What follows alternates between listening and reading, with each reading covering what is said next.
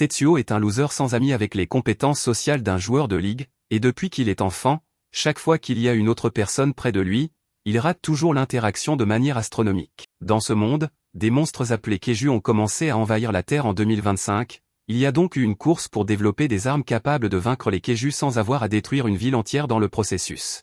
Le père de Tetsuo, le docteur Yabuzame, est l'un des principaux chercheurs de la force de défense anti-Keiju, et c'est un espèce de fou qui consacre tout son temps à ses recherches en robotique, donc il n'a jamais pris le temps d'apprendre à Tetsuo comment gérer les interactions sociales. En conséquence, même lorsque les camarades de classe de Tetsuo font tout leur possible pour l'inviter à jouer avec eux, il ne sait pas comment répondre et finit par s'enfuir, donc il est condamné à être un solitaire pour toujours. Sur le chemin du retour, Tetsuo remarque le nouveau robot boule de neige manifestant pour ses droits à l'extérieur du laboratoire parce que le docteur Yabuzame essaie de le faire sauter afin d'éliminer quelques Keiju. Quelques instants plus tard, Yabuzame s'approche et, après avoir appris qu'il s'agit de son plan kamikaze, il s'illumine de fierté, pensant que c'est l'une de ses idées les plus brillantes. En faisant plonger Snowball directement dans le Keiju et en le faisant exploser, ils peuvent réduire les victimes humaines à zéro, il est donc sûr d'obtenir plus de financement pour ses projets maintenant.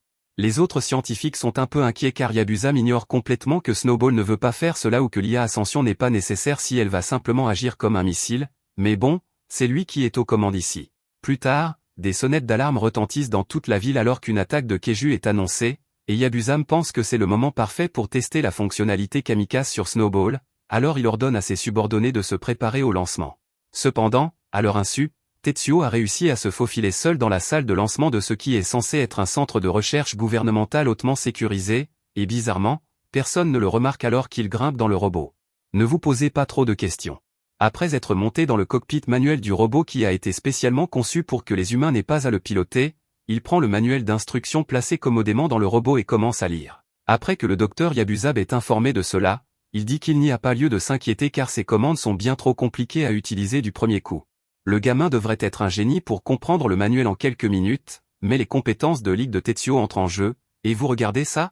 Quelques minutes plus tard, il a compris les commandes. Il allume l'alimentation et commence à diriger Snowball vers la sortie, mais Snowball l'avertit qu'il doit sortir du cockpit immédiatement car son corps a été conçu pour exploser.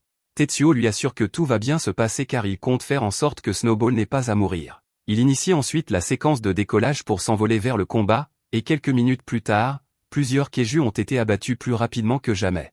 Après la fin de la bataille, Tetsuo est acclamé comme le sauveur de l'humanité en raison de ses compétences de pilotage hors pair, et bien qu'il aurait normalement des ennuis pour avoir essentiellement volé une technologie coûteuse, cela serait mauvais pour les relations publiques, alors à la place, Yabuzame annonce que Tetsuo deviendra un pilote de combat officiel, ce qui signifie également que Snowball n'aura pas à se faire sauter de sitôt. Snowball remercie Tetsuo de l'avoir sauvé de la destruction, mais Tetsuo ne peut pas vraiment l'entendre pour le moment car il fait une crise de panique du fait qu'il est maintenant le centre de l'attention. Au cours des années suivantes, Tetsuo devient un trésor national pour ses combats héroïques contre les Keiju, et comme plus de temps et d'argent sont investis pour le soutenir, Snowball est de plus en plus amélioré. 10 ans passent ainsi, et Tetsuo est maintenant un adolescent à bord d'un vaisseau colonie spatiale de l'humanité. Il est toujours aussi célèbre qu'il l'était sur Terre, mais il manque toujours de compétences sociales, donc il a essayé de lire des livres sur la façon de se faire des amis. Malheureusement, cela n'a pas très bien fonctionné pour lui car quand il croise un groupe d'ingénieurs de son âge, l'un d'eux lui souhaite bonne chance pour son prochain combat, et la meilleure réponse qu'il a pu trouver fut, et c'est une citation directe, « Je vais mon du meilleur ». Les filles ne savent pas comment répondre à ça, et Tetsuo est tellement gêné par son faux pas qu'il s'enfuit vers un sas et s'envole vers Snowball. Snowball peut déjà dire à la réaction de Tetsuo qu'il a encore raté une conversation avec une fille et le pauvre gars est sur le point de mourir de honte. Il essayait tellement d'agir normalement qu'il ne pensait même pas aux mots qui sortaient de sa bouche. C'est ce que vous obtenez lorsque vous passez toute votre enfance à combattre des Keiju au lieu d'apprendre à communiquer réellement avec les autres, et maintenant la seule personne avec qui il peut avoir une conversation normale est Snowball, ce qui est triste étant donné que c'est un robot. Juste à ce moment, le commandant du vaisseau appelle pour informer Tetsuo des détails de la mission à venir. Actuellement, il se dirige vers le nid de Keiju dans le but de tous les éliminer une fois pour toutes. Une fois arrivés au nid, Tetsuo et Snowball doivent se détacher du vaisseau pour distraire les Keiju et gagner du temps pour que le vaisseau principal mette les choses en place. Ensuite, quand tout sera prêt, ils lanceront le laser infini omnidirectionnel, qui tuera tous les Keiju de la zone d'un seul coup. La seule façon pour le plan de fonctionner est que Tetsuo et Snowball parviennent à occuper les Keiju et à les mener à leur perte, donc le commandant dit qu'elle compte sur eux. Snowball promet de faire de son mieux, mais quand c'est au tour de Tetsuo de dire quelque chose, il rate encore une fois et dit un tas de charabia avant de mettre fin à l'appel. Tetsuo panique à nouveau à cause de son manque absolu de compétences sociales, mais il n'y a pas de temps pour s'inquiéter de cela car une horde de Keiju a commencé à approcher, et chacun d'eux est énorme, il est donc temps pour Tetsuo et Snowball de se mettre au travail. Il déploie cette épée laser et commence à trancher les Keiju, ce qui étonne l'équipage de cabine, et le commandant n'attendrait rien de moins quand ils ont quelqu'un d'aussi impressionnant que Tetsuo à leur côté. Pendant que Tetsuo éloigne la majorité des Keiju, les boucliers du vaisseau bloquent les attaques du reste, ce qui leur laisse assez de temps pour tout préparer, donc une fois en position, ils commencent à charger le laser infini. Cependant, juste au moment où ils vont le déclencher, les systèmes laser s'éteignent soudainement. Tout le monde est stupéfait par ce qui vient d'arriver, et la technicienne essaie de redémarrer le laser, mais à son horreur, tout le système d'armes est en panne pour une raison quelconque, et elle n'arrive pas à le faire réagir. C'est une mauvaise nouvelle pour leur mission, mais le commandant n'a pas encore perdu espoir, alors elle dit à tout le monde qu'ils passent au plan B. Dès qu'ils pourront récupérer Tetsuo et Snowball à bord, ils battront en retraite. Cependant, juste au moment où ils pensaient que ça ne pouvait pas empirer, tous les systèmes du vaisseau s'éteignent, y compris tous les générateurs de boucliers, et un regard d'horreur envahit le visage du commandant alors qu'elle réalise que cela signifie qu'ils sont essentiellement des cibles faciles ici. Quelques instants plus tard, un Keiju géant percute de front leur vaisseau, et avec les boucliers baissés, ils traversent la passerelle du vaisseau, scellant le sort de tous ceux qui se trouvent à bord. Tetsuo est toujours occupé à repousser une horde de Keiju quand il remarque le vaisseau en flammes, et il est horrifié car il ne comprend pas comment la mission a pu échouer si gravement. Avec le vaisseau dans un tel état, il semble que tout le monde à bord ait péri, mais Tetsuo veut quand même y retourner car s'il y a ne serait-ce qu'une seule personne qui a survécu, il veut être là pour la sauver. Snowball essaie de lui dire que les chances que quelqu'un survive à ce genre de dégâts sont astronomiquement faibles, mais Tetsuo lui dit que leur mission est d'éliminer ces Keiju, et tant que ce ne sera pas fait, il refuse d'abandonner l'espoir. Snowball comprend, alors ensemble, lui et Tetsuo commencent à tailler dans la horde de Keiju, essayant de les anéantir pour le bien de l'humanité. Cependant, même s'ils parviennent à en éliminer un bon nombre, même après plusieurs heures de combat, il reste encore d'innombrables Keiju, et pour aggraver les choses, Snowball a été gravement endommagé et Tetsuo est absolument épuisé, donc on dirait qu'ils ne vont pas durer beaucoup plus longtemps. Maintenant, Tetsuo a officiellement abandonné car il sait qu'il a fait de son mieux. La seule option restante est de déclencher le protocole d'autodestruction et de faire exploser les Keiju pendant qu'ils sont tous encore rassemblés autour de Snowball. Tetsuo ne voulait pas en arriver là, mais il comprend qu'il n'y a pas d'autre moyen, donc il est prêt à faire ce qu'il faut. Snowball subit de plus en plus de dégâts de la part des Keiju au fil du temps, mais ils ont encore un peu de temps avant de devoir s'autodétruire, alors les deux ont une dernière conversation ensemble. Snowball mentionne que son seul regret est le fait de n'avoir jamais vu Tetsuo se faire ne serait-ce qu'un seul ami. Tetsuo lui crie dessus parce qu'il ne veut vraiment pas qu'on lui rappelle sa maladresse sociale alors qu'il va mourir dans quelques minutes, et d'ailleurs, il ne se soucie pas tant que ça d'avoir des amis parce que cela n'a pas d'importance tant qu'il peut être avec Snowball jusqu'à la toute fin. Snowball lui demande s'il est sûr de cela car il n'y a pas moyen qu'il n'ait aucun regret dans sa vie, mais Tetsuo est sérieux quant à ce qu'il a dit. Au début, il a fait de réels efforts pour passer du temps avec d'autres enfants de son âge, mais cela n'a jamais fonctionné car il ne savait pas comment les aborder ou demander à être inclus, donc il passait la plupart de son temps seul. Cependant, tout a changé lorsqu'il est devenu le sauveur du monde. Du jour au lendemain, il a commencé à recevoir tellement d'attention qu'il ne savait pas comment la gérer, ce qui l'a encore plus poussé à se couper du monde. Finalement, il a complètement cessé de se soucier de se faire des amis, mais ce n'est pas grave car au moins il a pu passer sa vie avec Snowball, donc il en est reconnaissant. Entendre cela de sa part rend Snowball extrêmement coupable parce que tout ce qu'il possède actuellement est grâce à Tetsuo qui a pris un risque avec lui. Il a transformé ce qui était censé être une bombe autonome en ce qu'il est aujourd'hui, et Snowball lui doit encore une grande dette pour cela, donc il ne peut pas laisser la vie de Tetsuo se terminer ainsi. Snowball procède à verrouiller les commandes de Tetsuo au moment où il s'apprête à déclencher la séquence d'autodestruction. Il dit à Tetsuo qu'il est coupable d'un crime et que ce crime était de profiter de la gentillesse de Tetsuo et de le priver de 10 ans de sa jeunesse juste pour pouvoir se sentir important. Tetsuo essaie de lui dire que ce n'est pas vrai parce que c'est lui qui a choisi de faire tout cela, mais même ainsi, Snowball se sent toujours coupable, alors il prévoit de se racheter en faisant en sorte que Tetsuo survive quoi qu'il arrive, et il le fait en préparant une capsule de sauvetage et en lançant Tetsuo vers la Terre pour qu'il ne soit pas pris dans l'explosion d'autodestruction. Alors que Tetsuo s'éloigne de plus en plus, Snowball lui dit que son dernier et plus grand souhait est que Tetsuo retourne sur Terre et vive une vie normale et heureuse après s'être fait beaucoup d'amis. À travers les larmes, Tetsuo promet de faire de son mieux pour réaliser le rêve de Snowball, ce que Snowball est heureux d'entendre, et un instant plus tard, la transmission est coupée alors que Snowball s'autodétruit, emportant les Keiju avec lui. La prochaine fois que nous voyons Tetsuo, c'est après qu'il est revenu sur Terre, et sa capsule de sauvetage le libère de son sommeil cryogénique. Selon le moniteur, il se trouve actuellement à Tokyo, au Japon, et il a été en sommeil cryogénique pendant environ 8 ans avant de revenir sur Terre, ce qui est une nouvelle choquante pour Tetsuo car ajoutant cela à ses 10 ans de mission spatiale originale, il a été loin de la Terre pendant un total de 18 ans. Il n'a aucune idée de la façon dont il va interagir avec les gens maintenant qu'il y a un écart de 18 ans entre lui et les personnes qu'il connaissait. Il craint qu'il ne soit encore plus difficile pour lui de se faire des amis qu'avant. Il pense qu'il va devoir passer quelques années en reclus jusqu'à ce qu'il puisse comprendre les rouages de la vie sur Terre à nouveau, mais manifestement, il n'a pas besoin de trop s'inquiéter car pendant son absence, le monde était complètement recouvert de glace, donc il pourrait très bien être le dernier humain sur Terre en ce moment. Tetsuo ne peut pas croire que cela arrive vraiment car il n'y a aucun moyen qu'il puisse réaliser le souhait de Snowball s'il n'y a plus de personne avec qui se lier d'amitié. Il essaie de rester positif car il est possible que la glace ne soit que dans cette partie du Japon, donc il pourrait y avoir d'autres endroits sur la planète où il n'y a pas de glace, mais quand il affiche les images capturées par la capsule lors de la rentrée, il est mortifié de découvrir que tout le globe a gelé, donc il n'y a aucune région sûre sur la planète. Il ne comprend pas comment cela a pu arriver car, oui, il a été parti 10 ans, mais cela ne devrait pas suffire à plonger le monde entier dans un hiver nucléaire complet. Tetsuo finit par rester assis là pendant 22 heures parce qu'il ne sait littéralement pas quoi faire d'autre, mais il est finalement sorti de cet état par son estomac qui gargouille, alors il se lève pour aller chercher les réserves de rationnement de la capsule de sauvetage. Cependant, ce faisant, il active accidentellement un message de Snowball, et au début, il est excité car il pense que Snowball a peut-être survécu, mais malheureusement, il s'avère que ce n'était qu'un enregistrement des derniers mots de Snowball avant qu'il n'explose.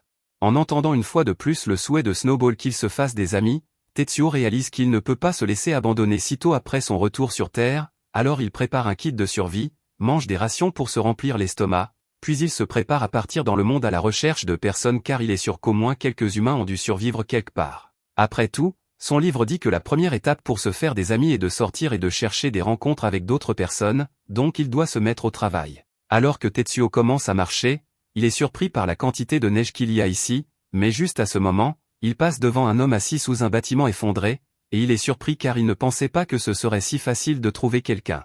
Il tente de parler à l'homme, mais il finit par trébucher sur l'excavatrice sur laquelle l'homme était assis, et à l'horreur de Tetsuo, l'impact fait que le corps de l'homme s'effrite en morceaux. Quelques minutes plus tard, Tetsuo organise un enterrement pour l'homme mort de froid pour lui rendre hommage, et après cela, il s'apprête à continuer, mais ses yeux reviennent vers l'excavatrice sur laquelle l'homme était assis, et elle semble encore fonctionner, alors Tetsuo s'approche pour voir si elle fonctionne encore, et par un miracle, le moteur démarre malgré les conditions.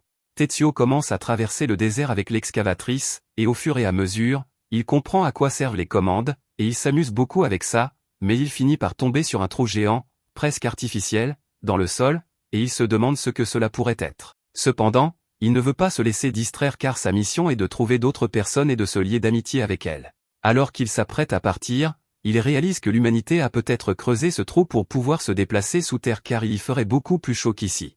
Il est soulagé à la possibilité que d'autres personnes soient encore vivantes ici, alors tout ce qu'il a à faire est d'appeler dans le trou pour voir si quelqu'un répond, mais il réalise qu'il est trop anxieux pour crier dans le trou car et si quelqu'un répondait réellement? Que dira-t-il alors? Il s'assoit au bord du trou et commence à réfléchir à ce qu'il devrait faire ensuite, mais juste à ce moment, il remarque une ombre projetée sur lui, et quand il lève les yeux, il est choqué de voir un Keiju se tenant derrière lui. Pendant une seconde, il pense halluciner, mais non, c'est bien un Keiju, alors il saute sur son excavatrice et commence à s'enfuir aussi vite qu'il le peut. Cependant, il a oublié qu'il y avait des trous géants à proximité, donc il finit par conduire droit dans l'un d'eux et tombe tout en bas. Au moment où il se réveille, Tetsuo se retrouve dans les restes gelés de la ville où il vivait autrefois, et il est soulagé que tout soit encore là, mais il est aussi triste de l'état dans lequel elle se trouve. Cela dit, il n'a pas beaucoup de temps pour pleurer vraiment la perte de sa maison car le Keiju est toujours là et il vient vers lui, donc il doit s'en occuper. Il remet l'excavatrice sur ses roues, et alors que le Keiju s'approche, Tetsuo se prépare à le combattre jusqu'à la mort. Alors qu'il s'apprête à attaquer, Tetsuo allume l'excavatrice et plante la pelle directement dans la bouche du Keiju pour l'empêcher de mordre, ce qui fonctionne pour l'instant, mais il est repoussé, donc il doit trouver un moyen de porter le coup de grâce à cette chose. Il n'a pas grand-chose à utiliser ici, mais ce qui faisait de Tetsuo un si excellent pilote était sa capacité d'improvisation, donc il parvient à élaborer un plan assez rapidement. Le Keiju n'est pas très intelligent, donc il charge toujours tête baissée quand il attaque, et Tetsuo peut utiliser cela à son avantage, alors il positionne la pelle juste devant la bouche du Keiju, et alors que le Keiju mord dedans, la pelle subit de plus en plus de dégâts jusqu'à ce qu'elle finisse par se casser, laissant à sa place une pointe métallique tranchante, et c'est exactement ce que Tetsuo attendait. Cette fois, alors que le Keiju charge au lieu de se défendre, Tetsuo charge également, fonçant directement dans la bouche du Keiju, mais avant que le Keiju ne puisse le mordre, la pointe métallique de l'excavatrice perce l'arrière de la bouche du Keiju, transperçant jusqu'à son cerveau et le tuant sur le coup. Plusieurs minutes plus tard, un groupe d'humains qui étaient en train de récupérer des ressources passe par là et tombe sur la carcasse du Keiju, et ils sont très excités car ce sera une excellente source de nourriture pour leur colonie, mais alors qu'ils célèbrent encore, Tetsuo émerge soudainement de la bouche du Keiju en se frayant un chemin, et les gens se fichent de choc car ils n'arrivent pas à croire qu'un garçon vient de sortir de la bouche d'un Keiju mort. Tetsuo est juste content d'avoir réellement trouvé de vraies personnes après tout. Les gens sont terrifiés car ils pensent que Tetsuo est une sorte de démon, et Tetsuo aimerait leur parler, alors il commence à planifier sa conversation pour ne pas la rater, mais il ne trouve rien à dire, alors il leur fait plutôt le sourire d'All Might pour tenter de les mettre à l'aise. Cependant, cela a l'effet inverse car il trouve maintenant Tetsuo effrayant. Tetsuo veut vraiment au moins leur parler pour lancer le processus d'amitié, mais malheureusement, le combat contre le Keiju l'a épuisé, donc il s'évanouit quelques instants plus tard. Pendant qu'il est inconscient, Tetsuo a un flashback d'une époque où Snowball lui disait d'arrêter de compter sur les livres d'un gars nommé Lonely Owaki pour obtenir des conseils sur la façon de se faire des amis, mais Tetsuo lui dit qu'il n'a pas le choix car il doit apprendre d'une manière ou d'une autre. Cependant, il ne pense pas être fait pour tout ce truc de se faire des amis car la seule fois où les gens se soucient vraiment de lui, c'est quand il combat des Keiju, donc personne ne voudrait jamais être son ami. Au moment où il se réveille, il se retrouve allongé sur une natte dans la grotte, les mains liées dans le dos. Il se demande où sont passés les survivants qu'il a rencontrés plus tôt, alors il commence à regarder autour de lui, et à sa grande surprise, il trouve tout un groupe d'humains actuellement en train de disséquer le corps du Keiju. Il est ravi de découvrir qu'il y a encore autant de personnes en vie malgré l'état du monde, et il est excité car avec autant de personnes, au moins l'une d'entre elles est forcément prête à être son amie, alors il se prépare à aller les rencontrer. Cependant, se lever est un peu difficile quand on a les mains liées dans le dos, alors Tetsuo se désarticule nonchalamment l'épaule pour faire pivoter ses bras vers l'avant et se détache. Pendant ce temps, le chef de la section fait l'éloge d'Ao pour avoir trouvé une carcasse de Keiju aussi fraîche car cela nourrira la colonie pendant des semaines, mais même si Ao aimerait en recevoir le mérite, elle ne veut pas vraiment que son nom soit mentionné dans le rapport puisqu'elle n'était techniquement pas censée être ici. Après tout, explorer un nid de Keiju est extrêmement dangereux, et quelqu'un d'aussi important qu'elle n'est pas autorisé à mettre sa vie en danger dans ce genre de mission. Cependant, même si les anciens lui ont interdit de faire ce genre de choses, elle a toujours l'intention de poursuivre ses explorations car la seule façon d'espérer vaincre les Keiju est de s'investir pour les combattre. Juste à ce moment, les amis d'Ao accourent en panique et lui disent que le type qu'ils ont attaché plus tôt s'est échappé après s'être réveillé, et ils ne savent pas où il est. Pendant ce temps, Tetsuo se promène sur le site de dissection, regardant les gens découper le Keiju, et il remarque deux ouvriers utilisant de l'huile du corps du Keiju pour allumer une lampe afin de mieux voir, et c'est là qu'ils réalisent qu'ils doivent récolter des ressources sur les corps des Keiju. Cela a parfaitement sens car avec le monde en pleine ère glaciaire, les ressources sont incroyablement rares, donc ils utilisent les corps des Keiju pour rassembler et raffiner toutes sortes de nécessités quotidiennes, et il est impressionné par la résilience de l'humanité. Juste à ce moment, un petit enfant passe en courant et on dirait qu'il joue avec sa figurine Snowball. Tetsuo tend la main pour tapoter la tête de l'enfant, mais il hésite un instant, alors l'enfant saute pour toucher sa main à la place. L'enfant repart ensuite continuer à jouer, mais juste à ce moment, Tetsuo remarque un glaçon fissuré juste au-dessus de l'endroit où se trouve l'enfant, et il semble sur le point de tomber d'une minute à l'autre, donc Tetsuo doit faire quelque chose pour le sauver avant qu'il ne soit trop tard. Il n'y a aucun moyen qu'il puisse rattraper l'enfant à cette distance, alors au lieu de cela, il attrape un long os et l'utilise comme une épée pour trancher le glaçon avant qu'il ne touche l'enfant.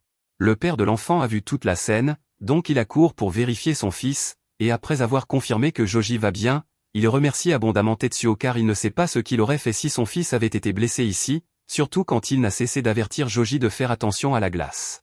Les amis de Takamura lui disent de ne pas trop en demander à Joji car ce n'est encore qu'un enfant et il ne sait pas mieux, et après cela, il se tourne vers Tetsuo pour le remercier également, mais il réalise alors qu'ils n'ont jamais vraiment vu Tetsuo auparavant, ce qui est étrange puisqu'ils connaissent pratiquement tout le monde dans la colonie.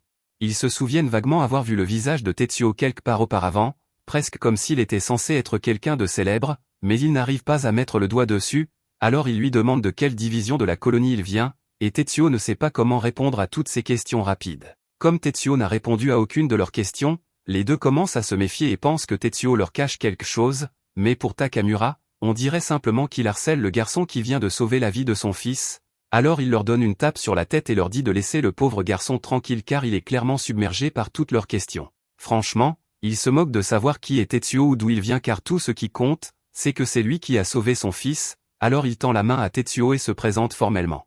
Tetsuo n'arrive pas à croire qu'il a enfin l'occasion de parler à quelqu'un, et il ne veut pas gâcher cela, alors pendant que Takamura lui serre la main, Tetsuo rassemble son courage pour se présenter correctement, ce qui est la première phrase complète qu'il a réussi à dire à une autre personne depuis longtemps, donc c'est une grande réussite pour lui. Maintenant qu'ils se sont tous deux présentés, Takamura dit à Tetsuo de rester tranquille car il va aller chercher le meilleur morceau de viande de ce keiju comme récompense pour lui. Les amis de Takamura essaient de lui dire que le chef va être en colère s'il donne de la viande sans permission, mais Takamura dit qu'il s'en fiche parce que c'est une occasion spéciale. Ao et les autres voient également toute la scène, et ils avaient initialement l'intention de capturer à nouveau Tetsuo une fois qu'ils l'auraient trouvé car ils ne savaient pas s'il représentait une menace ou non, mais après l'avoir vu sauver l'un des leurs, Ao est convaincu que c'est une bonne personne, donc ils peuvent le laisser tranquille pour l'instant. Cependant, alors que tout allait bien pour tout le monde, une main géante sort soudainement de l'ombre et attrape la tête du keiju mort. La main s'avère appartenir à un autre keiju, et la vue de cette chose secoue particulièrement Tetsuo car pendant toutes ces années à tuer des keiju, il n'en a jamais vu un comme celui-ci auparavant. Le keiju abat sa main sur l'une des personnes, l'écrasant à mort instantanément avant de lécher le jus directement sur ses mains, et pendant que tout le monde panique, Tetsuo garde un visage impassible et essaie de trouver un moyen de résoudre le problème, mais il n'y a vraiment pas grand-chose qu'il puisse faire. Il n'a pas Snowball avec lui pour combattre, l'excavatrice est déjà détruite, et il n'a aucune arme pour la combattre. Peu importe comment il regarde la situation, elle est plutôt mauvaise, mais comme les gens ici ont probablement déjà eu affaire à ce genre de choses, il est sûr qu'ils doivent savoir comment arrêter le keiju. Ça ne fait rien, ils sont tout aussi mal préparés que Tetsuo, donc c'est à lui de trouver un moyen de sauver le plus d'entre eux possible. L'une des personnes a tellement peur qu'elle fait demi-tour et se met à courir, mais Tetsuo sait que les keiju réagissent aux mouvements brusques, donc faire cela ne fera qu'en faire une cible. Il crie au gars de s'arrêter, mais il était trop tard car le keiju avait déjà levé la main pour l'écraser et il serait très certainement mort de cela, mais à la dernière seconde, Ao a réussi à le pousser hors du chemin et à le mettre en sécurité. Le gars la remercie abondamment d'avoir sauvé sa vie, mais Ao est juste contente qu'il soit toujours en vie. Elle frappe sa tête contre la glace parce qu'elle n'arrive pas à croire qu'elle a laissé quelqu'un mourir sous sa surveillance, surtout qu'elle n'était même pas censée être sortie de la colonie en premier lieu, mais ses amis lui disent qu'il est inutile de se frapper pour cela maintenant parce qu'ils ont encore du travail à faire. Ao jure qu'elle ne laissera personne d'autre mourir, alors elle demande à ses amis de préparer toutes les machines d'urgence qu'ils transportent pour des situations comme celle-ci. Ils n'ont peut-être aucun plan pour vaincre les keiju comme l'espérait Tetsuo, mais ils ont au moins créé des protocoles d'évacuation pour s'assurer que tout le monde s'en sorte indemne lors d'une attaque de keiju.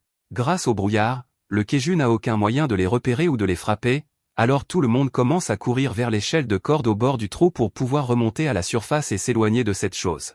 Cependant, juste au moment où Tetsuo allait les rejoindre, il remarque le keiju qui se prépare et ouvre grand sa bouche. Bien qu'il n'ait jamais vu un keiju comme celui-ci auparavant et qu'il n'ait aucune idée de ce dont il est capable, toutes ces années de combat contre les keiju lui ont donné un sens aigu du danger, et en ce moment, son instinct lui dit que le brouillard ne suffira pas à tenir le keiju à distance. Il pourrait disperser le brouillard, ou il pourrait charger tête baissée vers l'échelle, mais dans les deux cas, cela finira par la mort de plus de personnes, et Tetsuo ne veut pas laisser cela arriver, surtout pas alors qu'il a enfin commencé à parler à quelqu'un d'autre que Snowball. Alors il prend la décision de servir d'appât et court devant le keiju pour attirer son attention loin des autres. Ils lui crient tous de revenir avant qu'il ne soit trop tard, mais Tetsuo est déjà derrière le keiju à ce stade, et son plan a clairement fonctionné car le keiju a arrêté de charger son attaque et poursuit maintenant Tetsuo. Cela dit, Tetsuo n'a pas beaucoup d'options pour assurer sa propre survie, donc le mieux qu'il puisse faire pour l'instant est d'esquiver les attaques du keiju et d'espérer trouver une cachette avant qu'il ne soit trop tard. Malheureusement, le keiju fait tomber des blocs de glace, et l'un d'eux frappe Tetsuo par derrière, alors il s'effondre par terre. Si rien n'est fait, Tetsuo va certainement périr, et Ao a déjà promis qu'elle ne laisserait personne d'autre mourir aujourd'hui, alors elle quitte son groupe et se précipite pour essayer de sauver Tetsuo. Malheureusement, au moment où elle arrive près de Tetsuo, le keiju l'avait déjà attrapé et s'apprêtait à le manger, mais juste avant qu'il ne puisse prendre une bouchée, les puces dans la tête de Tetsuo commencent à réagir, et un instant plus tard, le plafond de la grotte s'effondre alors que la capsule de sauvetage s'écrase et frappe de plein fouet le bras du keiju. Après l'atterrissage initial sur Terre, la capsule de sauvetage a commencé à télécharger un grand volume de données à partir de ses sauvegardes, et 48 heures plus tard, le téléchargement était enfin terminé. Donc elle a activé le protocole de défense que Snowball avait mis en place au cas où la vie de Tetsuo serait mise en danger après son retour sur Terre. La capsule s'est immédiatement verrouillée sur l'emplacement de Tetsuo grâce à la puce installée dans sa tête, et une fois qu'elle a eu son emplacement, elle a activé ses propulseurs et s'est lancée dans les airs, se dirigeant droit vers lui. Alors que la capsule se dirigeait vers Tetsuo, il a commencé à entendre la voix de Snowball l'appeler, et quelques instants plus tard, Les personnes qui avaient réussi à remonter à la surface ont vu la capsule passer avant de traverser la glace, percutant le bras du Keiju, le forçant à lâcher Tetsuo. Alors que Tetsuo tombe dans les airs, il reconnaît la capsule de sauvetage, mais il ne comprend pas pourquoi elle est là. C'était une sécurité que Snowball a créée et dont même Tetsuo n'avait pas connaissance, et elle garantissait essentiellement que même si le corps principal de Snowball était détruit, une copie de son IA survivrait pour qu'il puisse rester aux côtés de Tetsuo chaque fois qu'il est en danger, et maintenant qu'il est là. Il active le mode combat de la capsule et étend ses bras et ses jambes tout en attrapant Tetsuo, et en atterrissant, il demande à Tetsuo s'il est prêt à se battre à nouveau. Ensemble. Il y a 14 ans, quand Tetsuo et Snowball commençaient à peine comme combattants de Keiju, ils étaient appelés en mission pour vaincre les Keiju qui attaquaient la ville, mais Yabusame, le père de Tetsuo et le créateur de Snowball, ne se souciait pas du tout d'eux personnellement. Tout ce qu'il voulait, c'était les données de combat de leur mission. Il oublia même de faire l'entretien de routine de Snowball et donna à Tetsuo une tasse d'huile au lieu d'eau, et après la fin de la bataille, il ne pouvait même pas prendre la peine de saluer Tetsuo et Snowball à leur retour. Ils ont tous deux dû faire face à la négligence de Yabusame, et d'une certaine manière, on pourrait dire qu'ils étaient frères de ce point de vue, ce qui explique pourquoi Snowball est devenu le premier ami de Tetsuo. Pendant longtemps, Tetsuo a eu un vide dans son cœur qui ne disparaissait pas, peu importe ses efforts pour y remédier. Il le ressentait chaque fois qu'on lui rappelait son incapacité à se faire des amis, et la seule chose qui l'aidait à se sentir mieux, c'était Snowball. Le Keiju lève son bras et tente de frapper Snowball, mais Snowball le voit venir et saute juste à temps pour l'éviter avant d'utiliser ses boosters pour voler en arrière et donner un coup de tête au Keiju, le renversant. Tetsuo ne comprend pas comment c'est possible car il a vu Snowball exploser de ses propres yeux, mais Snowball explique qu'au moment précédant l'explosion, il a réussi à transmettre toutes ses données ainsi que sa personnalité à la capsule de sauvetage. C'était un peu bâclé, donc le processus d'installation a pris beaucoup plus de temps qu'il ne le pensait, mais cela a fonctionné, donc il est de retour, et Tetsuo ne pourrait pas être plus heureux car il a enfin retrouvé son premier ami. Juste à ce moment, le Keiju parvient à se remettre sur ses pieds, mais il a subi beaucoup de dégâts à cause du coup de Snowball plus tôt car son bras est cassé, et toute la douleur semble l'avoir rendu furieux. Snowball se moque du Keiju et lui dit qu'il a bien raison d'être en colère car maintenant qu'il est face à lui et Tetsuo, il est condamné, même s'ils n'ont pas vraiment de bonnes armes avec lesquelles travailler. Ce dernier point attire l'attention de Tetsuo, alors il demande à Snowball s'il n'a sérieusement aucune arme, et Snowball le confirme. Après tout, ce n'était à l'origine qu'une capsule de sauvetage, et elle est mécaniquement inférieure à la conception originale de Snowball, donc ils ont de la chance qu'elle ait même des bras et des jambes. Ce n'est pas comme si c'était la faute de Snowball puisqu'il a juste travaillé avec ce qu'il avait à l'époque, mais Tetsuo se demande comment ils vont arrêter le Keiju s'ils n'ont rien pour l'attaquer.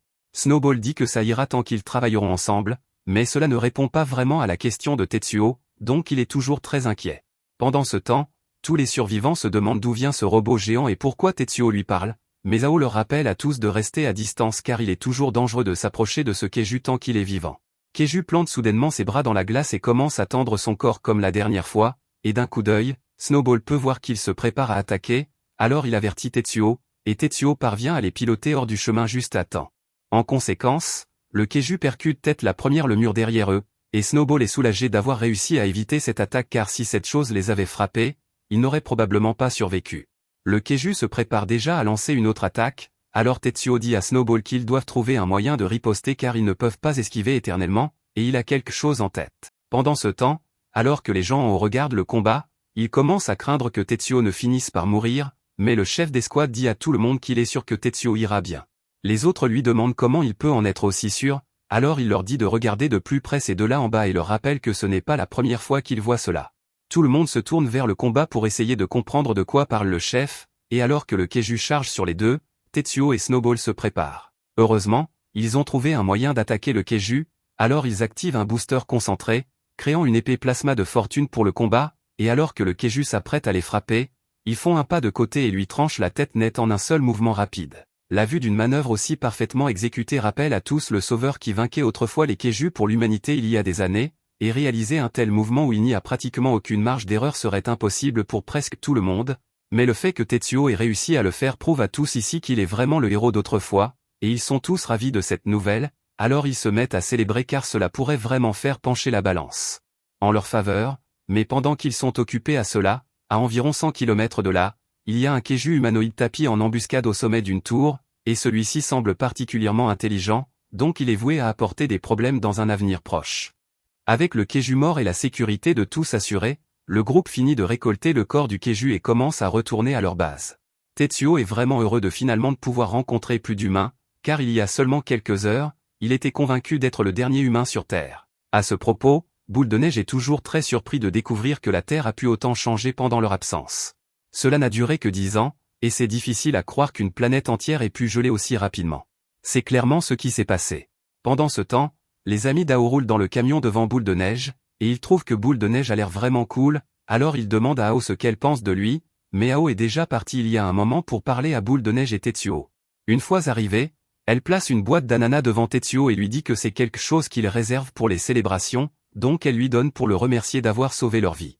Voyant un autre humain devant lui, Tetsuo commence immédiatement à bredouiller à nouveau, mais heureusement, Boule de Neige est là pour arranger les choses.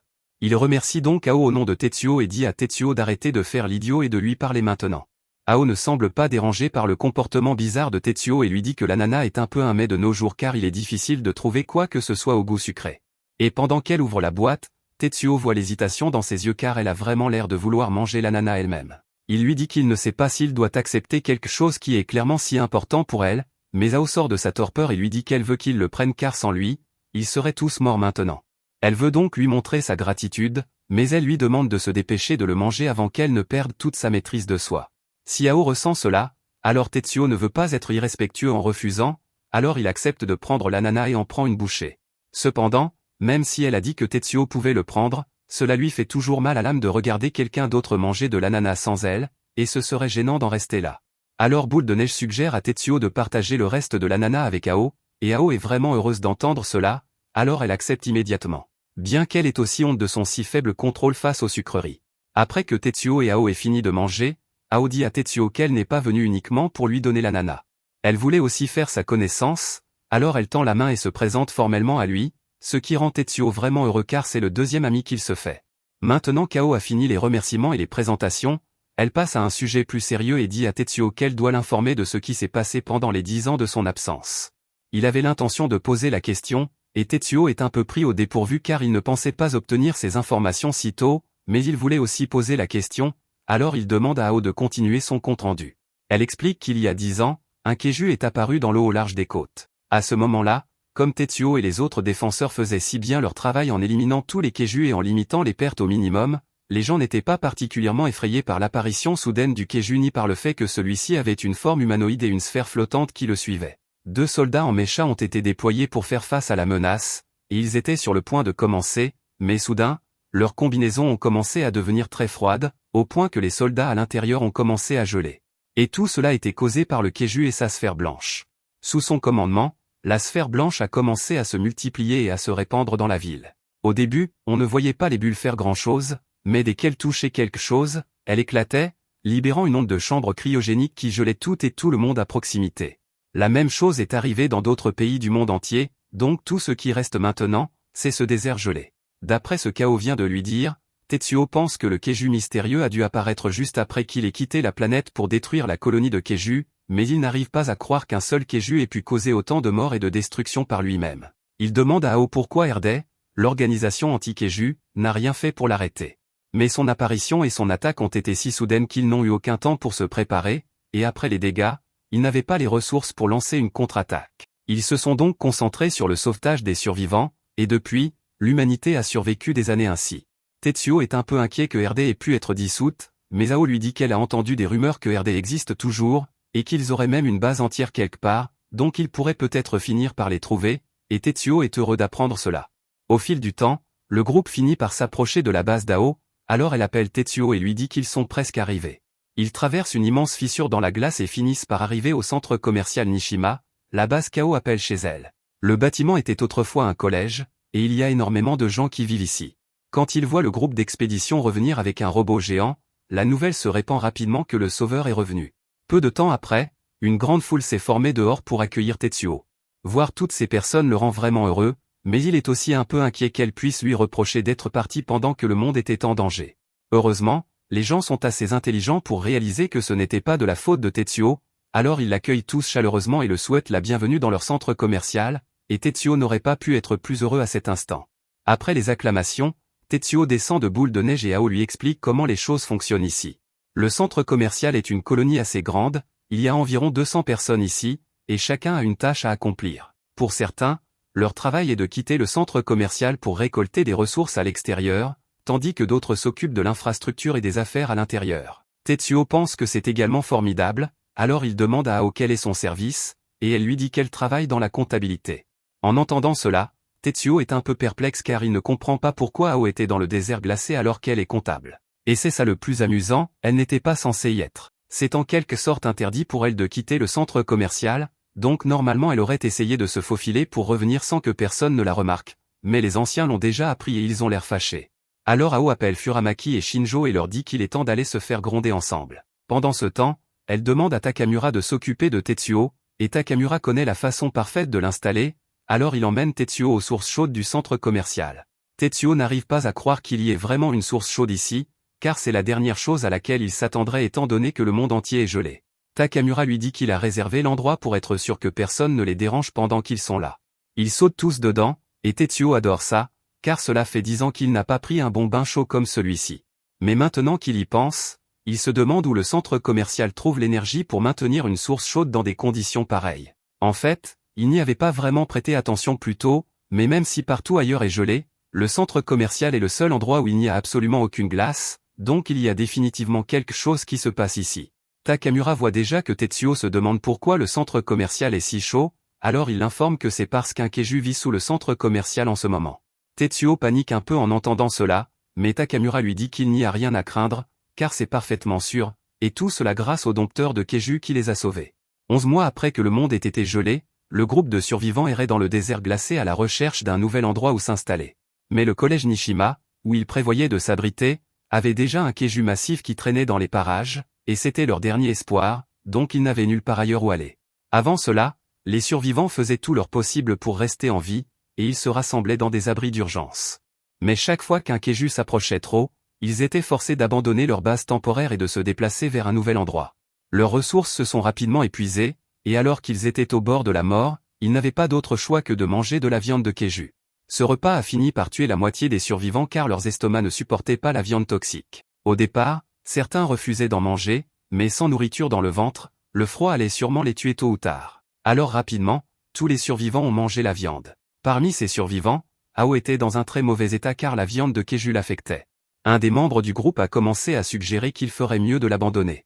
Le professeur Dao a refusé de faire une chose aussi cruelle car c'était son élève, mais Kashiki a fait remarquer qu'ils avaient déjà vu ce genre de situation, si elle est tombée malade à cause de la viande de Keiju, ce n'est qu'une question de temps avant qu'elle ne commence à cracher du sang et ne meure. Kashiki n'avait pas nécessairement tort, mais Takamura trouvait quand même qu'il était un sale type d'envisager d'abandonner une enfant, alors il allait lui donner une correction. Mais juste à ce moment-là, ils ont tous remarqué que le Keiju qui traînait près de l'école n'était plus là, et la seconde d'après, il était apparu juste à côté d'eux.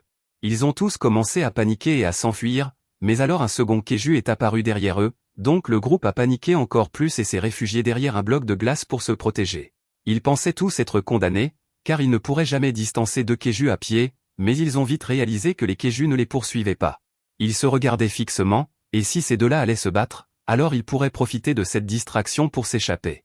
Cependant, juste à cet instant, Takamura a réalisé qu'Ao n'était plus avec le groupe, alors il s'est tourné vers le professeur qui la portait, mais l'homme était si secoué par la double attaque de Keiju qu'il l'a accidentellement lâché en s'enfuyant.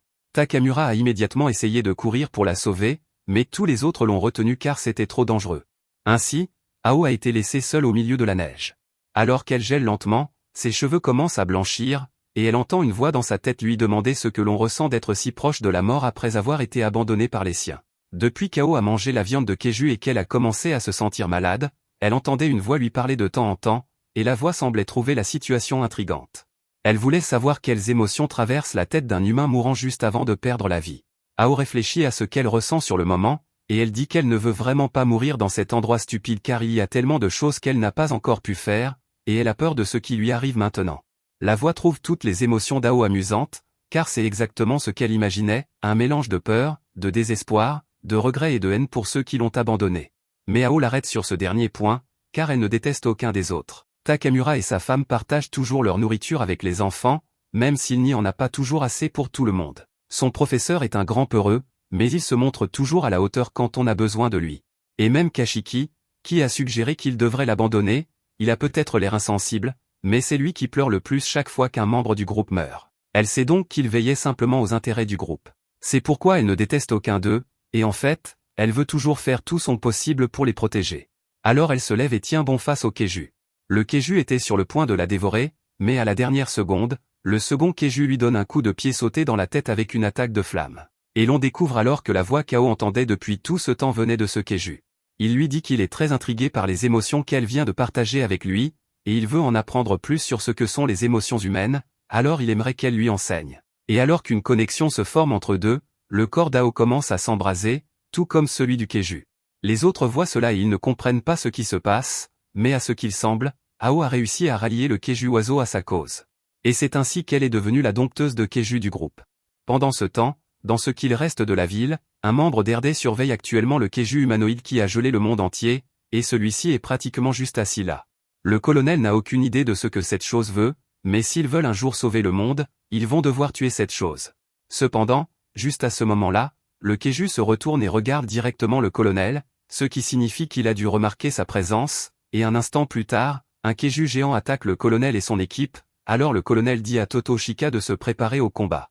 Pendant ce temps, de retour au centre commercial Mishima, après que Tetsuo s'est baigné, il retrouve Ao, et elle lui montre le Keiju avec lequel elle s'est liée. Tetsuo est un peu surpris car il n'a jamais vu un Keiju qui ressemble à un poulet avant, encore moins un qui peut produire du feu, mais Ao explique que ce n'est pas courant.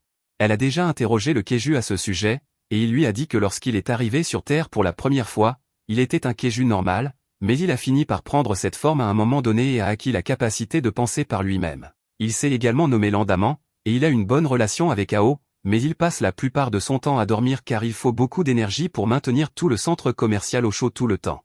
À un moment donné, Lando bâille, et par conséquent, une des serviettes que Takamura tenait est soufflée en l'air, et après un petit moment, elle est réduite en cendres instantanément.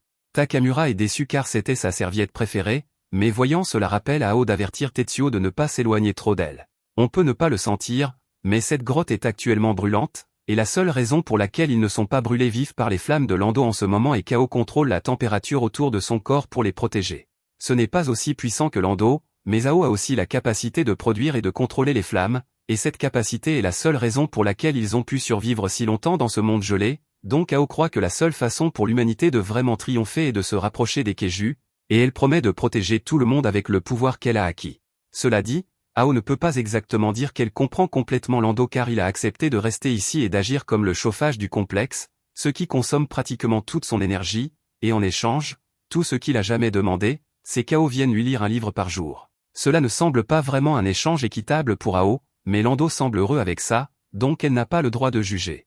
Après cela, Takamura ramène Tetsuo dans sa chambre et explique que c'est là qu'il va désormais vivre. Normalement, les gens du centre commercial partagent une salle de classe comme quartier de couchage, mais les familles bénéficient d'exceptions spéciales, et cela signifie que Tetsuo fait désormais partie de la famille de Takamura. Et en parlant de sa famille, Takamura mentionne qu'il y a une personne de plus qu'il aimerait que Tetsuo rencontre, mais il semble que sa fille ne soit pas là pour le moment. Pendant ce temps, Tetsuo est occupé à regarder autour de la pièce quand il écarte soudainement un rideau, et à sa grande surprise, il voit la fille de Takamura, Hagan, alors qu'elle est en plein milieu de se changer, et il aperçoit involontairement une vue complète, ce qui est beaucoup trop pour son cerveau socialement maladroit, alors il s'évanouit sur place. Plusieurs minutes plus tard, Tetsuo reprend enfin connaissance, et il trouve Hagan qui prend soin de lui car Takamura avait des affaires à régler. Il est toujours désireux de se faire de nouveaux amis, alors il se lève immédiatement et se présente à Hagan, et Hagan explique que son père lui a demandé de s'occuper de Tetsuo pendant son absence. Il a également laissé une lettre pour Tetsuo et lui a demandé de la lui donner une fois qu'il se réveillerait, et Tetsuo est vraiment heureux car recevoir une lettre d'ami est l'une des étapes vers l'amitié dont il a lu. Takamura voulait essentiellement lui dire qu'il rentrerait plus tard dans la soirée, et en attendant, il espère que Tetsuo pourra bien s'entendre avec Hagan. Il a également demandé à Tetsuo d'éloigner Hagan de l'atelier de sa mère car y aller risque de réveiller beaucoup de souvenirs tragiques, surtout depuis que la mère de Hagan est décédée le mois dernier. Apprendre cela rend Tetsuo triste pour Hagan, mais elle se lève soudainement et lui demande s'il aimerait qu'elle lui fasse visiter l'installation. Tetsuo dit qu'il est heureux de l'accompagner tant que ce n'est pas l'atelier dont Takamura a parlé, mais voilà, elle finit par l'emmener à l'atelier.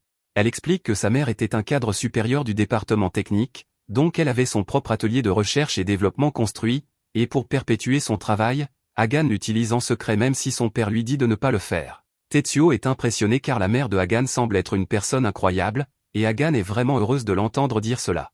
Elle se souvient comment sa mère félicitait ses inventions chaque fois qu'elle les lui montrait, et elle aimait toujours recevoir des tapes sur la tête après, donc puisqu'elle a enfin quelqu'un à qui montrer, elle demande à Tetsuo son avis honnête sur sa dernière invention. Pendant ce temps, le colonel et son équipe ont tout juste réussi à échapper à ce Kaiju géant, et ils ont pu le faire grâce au Kaiju qu'ils ont sous leur contrôle, mais s'ils veulent battre cette chose, alors le colonel dit qu'ils vont devoir intégrer le Kaiju de feu du centre commercial Mishima à leur force de combat, ignorant complètement le fait que les gens là-bas avaient besoin de se réchauffer. Son subordonné l'informe également qu'il y a des rumeurs selon lesquelles Tetsuo serait revenu de l'espace avec une version affaiblie de Snowball, et en entendant cela, le colonel est rempli de colère car il n'arrive pas à croire que Tetsuo ne soit pas mort dans l'espace comme prévu, mais s'il est vraiment de retour, alors le colonel pense que c'est une occasion parfaite pour voler à la fois le Kaiju de feu et le robot Snowball en une seule fois, et une fois qu'il aura le pouvoir des deux sous son contrôle, l'organisation VRD deviendra le sauveur du monde. De retour au centre commercial Mishima, Takamura rentre enfin à la maison, et il est surpris de trouver Tetsuo et Hagan complètement épuisés, alors il leur demande ce qu'ils fabriquaient, et Tetsuo s'apprête à lui dire que lui et Hagan ont passé beaucoup de temps à discuter des détails de son invention, mais Hagan ne veut pas que son père découvre qu'elle était à l'atelier aujourd'hui, alors elle fait taire Tetsuo.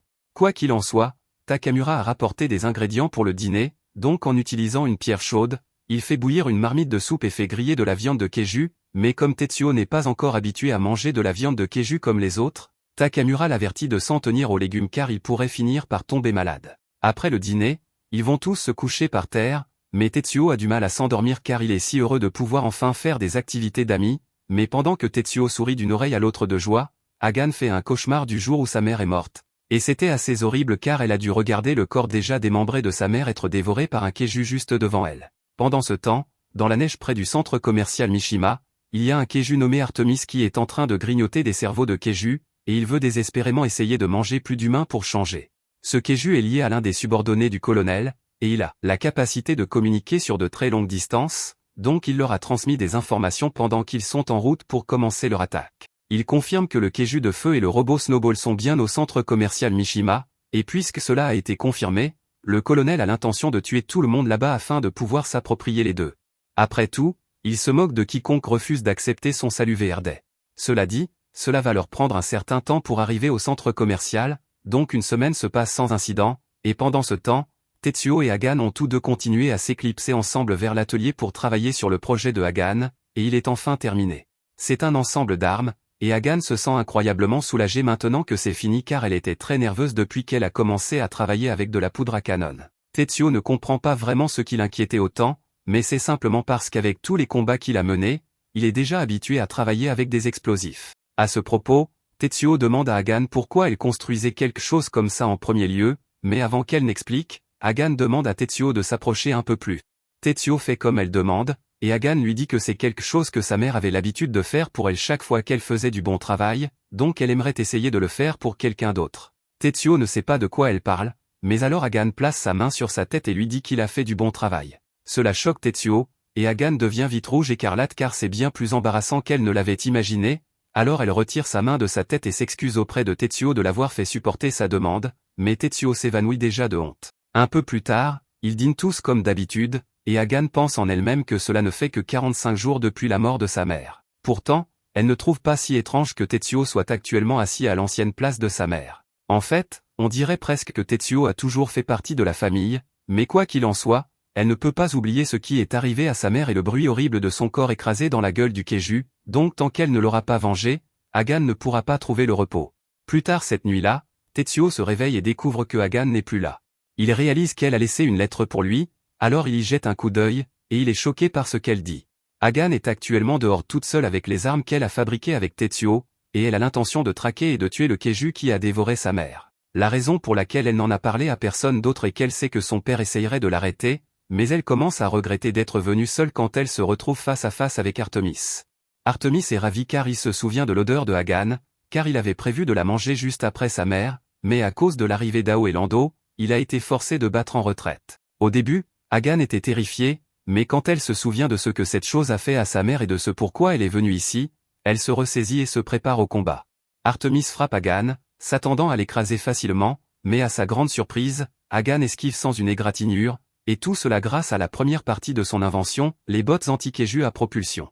Elles ont un système d'évitement automatisé intégré, donc même si Hagan n'a pas le temps de réagir, elle peut encore éviter ses attaques. Cependant, Elle n'est pas venue ici seulement pour courir, alors elle sort l'arme qu'elle a développée avec Tetsuo.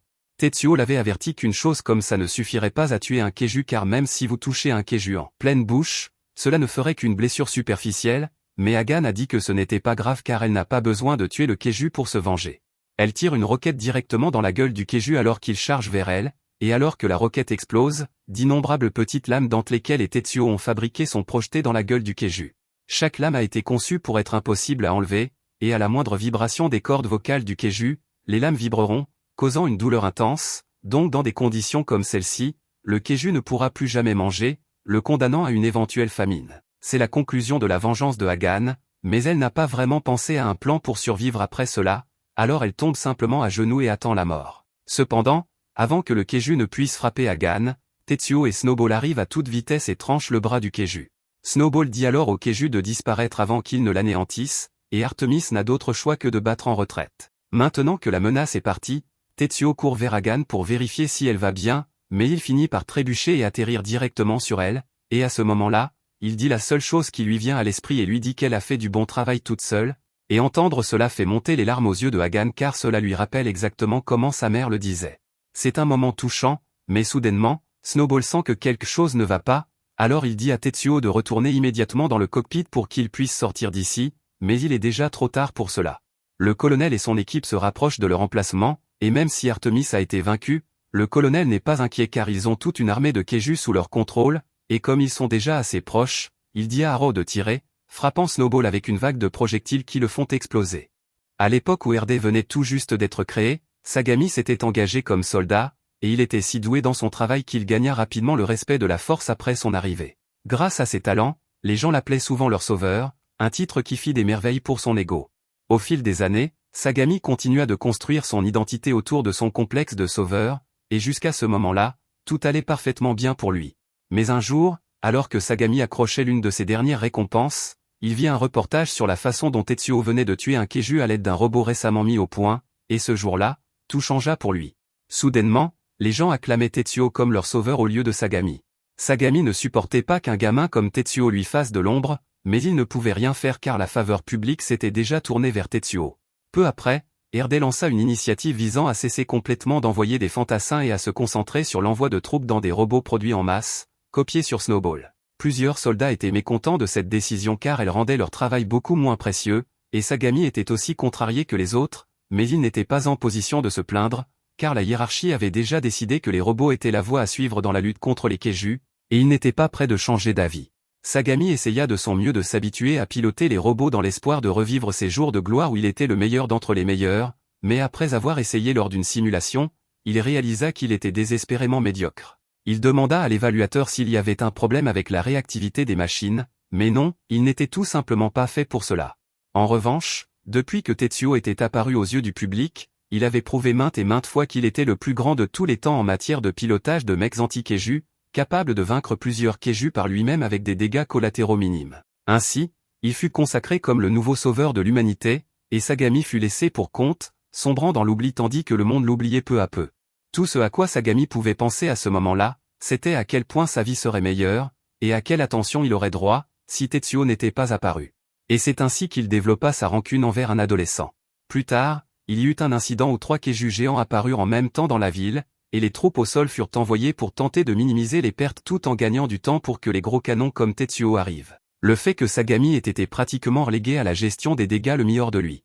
Pendant la mission, l'escouade de Sagami devait seulement occuper les keiju, car il ne disposait pas des outils nécessaires pour les tuer réellement, mais Sagami avait d'autres plans.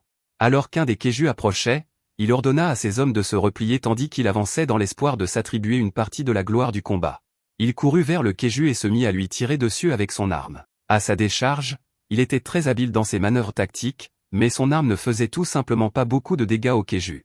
Cependant, cela ne semblait pas avoir d'importance pour Sagami, car il était obnubilé par toutes les louanges qu'il recevrait une fois qu'il aurait tué cette chose. Mais alors que le keiju se dirigeait vers lui, avant qu'il ne puisse attaquer Sagami, il fut percuté par Tetsuo et transpercé à la tête. En voyant cela, Sagami fut furieux au-delà de toute mesure, car il croyait que Tetsuo venait de lui voler une nouvelle occasion de briller. Dans un accès de rage, Sagami pointa son arme vers Snowball et appuya sur la détente, mais c'est à ce moment-là qu'il réalisa qu'il n'avait plus aucune balle. Cela signifiait que si Tetsuo ne l'avait pas sauvé, Sagami aurait été certainement tué. En réalité, il aurait dû être reconnaissant. Mais Sagami avait déjà dépassé depuis longtemps les limites de la raison, désormais il haïrait Tetsuo quoi qu'il arrive. Après cela, Sagami commença à se concentrer strictement sur l'ascension des échelons de l'organisation afin d'accumuler plus de pouvoir décisionnel. Une fois qu'il eut l'autorité nécessaire, il convoqua une réunion avec tous les dirigeants d'RD et les convainquit qu'il était trop risqué de laisser le sort de l'humanité entière reposer uniquement sur les épaules de Tetsuo. Il proposa donc qu'on le charge de superviser un effort pour créer le prochain groupe de sauveurs de l'humanité, tout cela pour pouvoir enfin surpasser Tetsuo un jour. Il nomma le groupe VRD, et il était certain qu'il finirait par être connu comme les sauveurs du monde. Mais ensuite, en 2034, le grand gel survint, plongeant le monde dans le chaos presque immédiatement. Au même moment, dans l'espace, la mission visant à détruire le nid de Keiju avec Tetsuo avait également échoué, si bien qu'RD avait pratiquement cessé d'exister du jour au lendemain. VRD sombra aussi dans l'oubli sans le soutien d'RD, mais juste au moment où le plan de Sagami semblait avoir échoué, il découvrit un pouvoir encore plus grand, la capacité de contrôler les Keiju grâce à ses enfants, et il compta utiliser pleinement ce pouvoir pour atteindre son objectif de devenir l'unique sauveur du monde. Cependant, le retour de Tetsuo menaçait ce plan. Il ne pouvait pas laisser Tetsuo redevenir le sauveur de l'humanité, alors il décida de le tuer dès leur premier contact. Snowball sentit le danger approcher et tenta d'avertir Tetsuo à temps, mais il était déjà trop tard, car les enfants de Sagami avaient déjà tiré plusieurs projectiles sur Snowball, soufflant la moitié de son corps. Sagami et ses enfants célébrèrent tous la frappe réussie, et Sagami dit qu'ils avaient eu beaucoup de chance de surprendre Tetsuo loin du centre commercial à un moment comme celui-ci, car cela rendait leur travail beaucoup plus facile. Juste alors, il remarqua que Yuma n'avait pas l'air très heureuse malgré leur victoire. Elle dit qu'elle était simplement contrariée parce que maintenant qu'Artemis était vaincue, elle ne pourrait plus aider le groupe lors des missions, ce qui signifiait qu'elle était désormais inutile. Cependant, Sagami la réconforta en lui disant qu'elle n'avait pas à s'inquiéter, car elle pouvait désormais compter sur lui pour la protéger. Il leur rappela à tous qu'ils étaient VRD, et qu'ensemble ils deviendraient le salut de l'humanité, mais pour atteindre cet objectif, Sagami devait d'abord tuer l'ancien sauveur. Il pensa en lui-même qu'à ce moment-là, Tetsuo devait sûrement pleurer à chaudes larmes sur son robot détruit, et ils se mirent tous à se moquer de lui. Mais soudain, les moteurs de Snowball rugirent à nouveau, et en un mouvement rapide, il combla la distance et trancha les cornes d'un des Keiju. Le groupe VRD fut choqué que Tetsuo ait réussi à se remettre d'un tel assaut. Tetsuo continua son attaque, tranchant la tête d'un autre Keiju, mais il réalisa alors qu'il y avait des gens debout sur le Keiju, ce qui le rendit très perplexe, car il ne comprenait pas ce qu'il faisait là-haut. Pour l'instant, il décida de tuer le Keiju tout en évitant les personnes, mais avant qu'il ne puisse frapper, l'un des enfants de Sagami, Otoshi, les téléporta hors de portée, laissant Tetsuo complètement abasourdi. Snowball ne parvint pas non plus à comprendre ce qui venait de se passer, car cela allait à l'encontre de tout ce qu'il sait des lois de la physique. Mais maintenant qu'ils y réfléchissent vraiment, beaucoup de choses incompréhensibles se sont produites récemment. Ce n'est pas la première fois qu'ils voient quelque chose de semblable, puisque les pouvoirs de Lando défient également les lois de la physique, mais ils n'auraient jamais imaginé qu'une chose comme la téléportation soit possible. Sagami devine que Tetsuo est probablement submergé par tout ce qui se passe, alors, comme dernier acte de bonté avant de le tuer, il décide d'expliquer comment tout cela est arrivé. Il y a un dicton selon lequel les humains n'utilisent que 10% de leur cerveau, et que s'ils parvenaient un jour à débloquer leur pleine capacité mentale, ils pourraient alors accéder au monde métaphysique pour utiliser des pouvoirs surnaturels, mais ce ne sont que des bêtises. Aussi avancé que soit l'esprit, si le corps n'a pas la capacité d'accomplir des choses surnaturelles, cela n'arrivera jamais.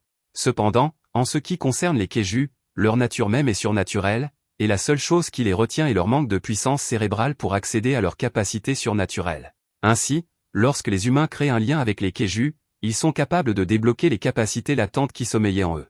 Ces informations commencent vraiment à effrayer Tetsuo et Yukio, car si c'est vraiment le cas, alors Tetsuo et Yukio font face à un groupe de Keiju ayant chacun leur propre capacité spéciale, et ils ne savent pas comment faire face à une telle situation, surtout quand Snowball a déjà perdu un bras.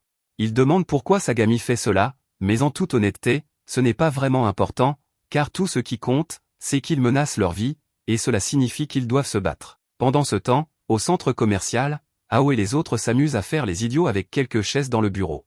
Les autres essaient de faire retourner Ao au travail, car ils doivent finir leur travail avant qu'il ne soit trop tard. Cependant, Ao s'amuse trop pour s'en soucier pour l'instant. Mais justement, Ao devient silencieuse parce qu'elle remarque que quelque chose ne va pas. Elle ne peut pas mettre exactement le doigt dessus, mais elle sent que quelque chose de terriblement mauvais se passe dans cette direction. Pendant ce temps, Sagami est pratiquement enivré par ses propres pensées, se rassurant qu'il n'y a aucun moyen qu'il perde son combat contre Tetsuo. Mais par mesure de sécurité, Il prévoit que tout le monde attaque Tetsuo en même temps afin de s'assurer qu'il n'y ait aucun moyen qu'il survive, et après cela, ils se dirigeront vers le centre commercial. Pendant ce temps, dans le cockpit, Tetsuo est absolument concentré, car il a déjà envisagé tous les scénarios possibles dans sa tête. Il sait qu'il n'a aucune chance de survivre, mais il va tout de même éliminer autant d'entre eux qu'il le pourra avant de mourir. Juste alors, Sagami a le sentiment qu'il y a un problème avec son plan, alors il dit à Otoshi d'envoyer le signal de la carte orange à tout le monde en raison d'un changement de plan. Les autres sont surpris que Sagami appelle soudainement un code orange, alors qu'il semble qu'il pourrait éliminer Tetsuo sans problème pour l'instant, mais ils ne savent pas ce que Tetsuo est capable de faire lorsqu'il est acculé. Le groupe commence son avancée, et Tetsuo se prépare pour un combat à mort. Mais tous les Keiju passent directement devant lui, car la carte orange signifie qu'ils doivent ignorer toute distraction et accomplir leur objectif initial. Ils se dirigent donc tout droit vers le centre commercial Mishima pour capturer Lando par eux-mêmes, laissant seulement Sagami, Yuma et Otoshi derrière pour s'occuper de Tetsuo. Sagami savait qu'ils gagneraient s'ils attaquaient Tetsuo ensemble, mais en même temps, il savait que Tetsuo pourrait éliminer au moins 3 de leurs Keiju avant qu'ils ne puissent le tuer, ce qui les aurait placés dans une position très défavorable s'ils avaient poursuivi dans cette voie. C'est pourquoi il a plutôt imaginé ce plan. Pour être clair, il dit à Tetsuo que les autres arriveront au centre commercial Mishima dans 4 à 5 minutes, donc il doit rattraper les autres dans les 4 prochaines minutes. Sinon, tout le centre commercial sera réduit en ruine. Mais il ne peut pas faire cela tant qu'il n'a pas vaincu Sagami, car s'il essaie de les poursuivre, Sagami l'attaquera par derrière. 10 secondes s'écoulent sans que Tetsuo ne bouge, car il essaie encore de déterminer la meilleure ligne de conduite pour sauver les gens au centre commercial, et Sagami se moque de lui en le traitant de sauveur raté. Mais un instant plus tard, Tetsuo bondit en avant et tente de trancher en deux Sagami et le Keiju sur lequel il se tient, mais avant qu'il ne puisse le faire, il est projeté en arrière dans les airs. Tetsuo et Snowball sont sous le choc, car ils ne savent pas ce qui vient de les frapper. Mais il s'avère que Sagami a aussi son propre Keiju, et il est extrêmement puissant, donc Tetsuo va avoir du mal à le combattre. Pour l'instant, Tetsuo arrive à peu près à suivre Héraclès et à parer ses coups d'épée avec le bras restant de Snowball, mais pas grand-chose de plus, alors il demande à Snowball de faire quelque chose. Ainsi, Snowball active sa fonction secrète, mais il s'avère que tout ce qu'elle fait, c'est produire un siège pliant latéral. Il y a 10 ans, quand le père de Tetsuo finissait les préparatifs de la mission spatiale, il a demandé à Snowball s'il avait des demandes particulières à ajouter à son corps. C'est à ce moment-là qu'il a eu l'idée d'une capsule d'évacuation intégrée qui se transforme en un petit robot, mais en plus de cela, Snowball a aussi demandé qu'un siège supplémentaire soit installé dans le cockpit parce qu'il espérait qu'un jour Tetsuo se ferait un vrai ami, et que lorsque cela arriverait, il voulait qu'il puisse inviter cet ami à bord s'il le souhaitait. Il y a aussi des jeux de société et un grill à takoyaki intégré, mais cela ne va pas vraiment les aider dans cette situation. Le bon côté, c'est que le siège supplémentaire a une certaine utilité car maintenant Kagan s'est attaché, Tetsuo peut se dépenser pleinement dans ses mouvements, alors il part une des attaques d'Héraclès et en profite pour rouler le long de son épée tout en tailladant son épaule. Cela laisse une profonde entaille dans le bras d'Héraclès, ce qui devrait limiter sa mobilité désormais, mais malheureusement, Tetsuo ne s'en sort pas complètement indemne. En terminant son attaque, Héraclès a réussi à frapper une des jambes de Snowball à la descente, causant de sérieux dégâts, et si les choses continuent ainsi, ils ne pourront jamais gagner ce combat. Juste à ce moment, Tetsuo remarque Kagan pleure, alors il lui demande si elle va bien, et elle s'excuse de faire une scène alors qu'il est si occupé à se battre, mais elle se sent absolument horrible. C'est à cause d'elle que Tetsuo se trouve ici en premier lieu et qu'il a été attaqué. Pourtant, elle est totalement incapable de l'aider, alors elle ne peut rien faire d'autre que compter sur lui pour la sauver. Elle dit à Tetsuo qu'elle pense que l'ennemi est venu ici pour attaquer avec un plan en tête, et si c'est le cas, alors ils attendaient probablement 3 heures du matin parce que c'est à ce moment la Kao et les autres partent généralement explorer. Cela signifie qu'elle est loin du centre commercial actuellement et incapable de le protéger s'il est attaqué, donc Tetsuo est vraiment leur dernière ligne de défense. Il doit vaincre ces types rapidement et retourner au centre commercial à temps pour arrêter l'attaque, mais Héraclès ne semble pas être le genre de Keiju à tomber rapidement, donc Tetsuo n'y arrivera jamais à temps. Il ne sait toujours pas ce que ces types cherchent ni pourquoi ils les attaquent tous en premier lieu, et avec les dégâts déjà subis par Snowball, il est en sérieux désavantage, donc il ne pourra pas gagner par la force pure ou par ses compétences pour l'instant. Du moins pas sans obtenir plus d'informations sur l'ennemi. Ainsi, il a l'idée de simplement demander directement à Sagami pour voir comment il réagit. Snowball est choqué par l'idée de Tetsuo parce que c'est la première fois que Tetsuo suggère volontairement la communication, et il voit là une énorme progression des compétences sociales de Tetsuo. Même si ce n'est pas le meilleur contexte pour les utiliser, Tetsuo demande à Snowball d'allumer les haut-parleurs extérieurs pour que Sagami puisse l'entendre car s'il peut comprendre le motif de Sagami, alors il pourra peut-être trouver une faiblesse à exploiter ou même éviter complètement un combat s'il a de la chance. Tetsuo fait faire à Snowball un signe de temps mort à Sagami, et Sagami trouve amusant que Tetsuo appelle une trêve à un moment pareil, alors il accepte d'arrêter le combat pour l'instant. Tetsuo rassemble alors son courage pour demander à Sagami pourquoi il fait tout cela, et Sagami dit qu'il essaie simplement de sauver le monde. Quelque chose dans la façon dont Sagami a dit cela ne plaît pas à Snowball, alors il commence à se demander si c'était une erreur de laisser Tetsuo parler à ce type. Sagami poursuit en disant que tout ce qu'il voulait, c'était emprunter le keiju de feu du centre commercial pour l'utiliser afin d'abattre le keiju de glace humanoïde qui a gelé le monde, et Tetsuo prend toutes ces déclarations au pied de la lettre puisqu'il n'a jamais eu affaire à un psychopathe auparavant. Il dit à Sagami que s'il veut vraiment sauver le monde, alors il n'est pas nécessaire qu'ils se battent puisqu'ils peuvent coopérer, et Sagami admet que travailler avec Tetsuo rendrait probablement le travail plus facile, mais il y a un problème à cela. Il déteste chaque atome de l'être de Tetsuo, et pas un seul jour ne passe sans qu'il prie pour la chute de Tetsuo, donc il ne sera satisfait que lorsqu'il l'aura tué de ses propres mains.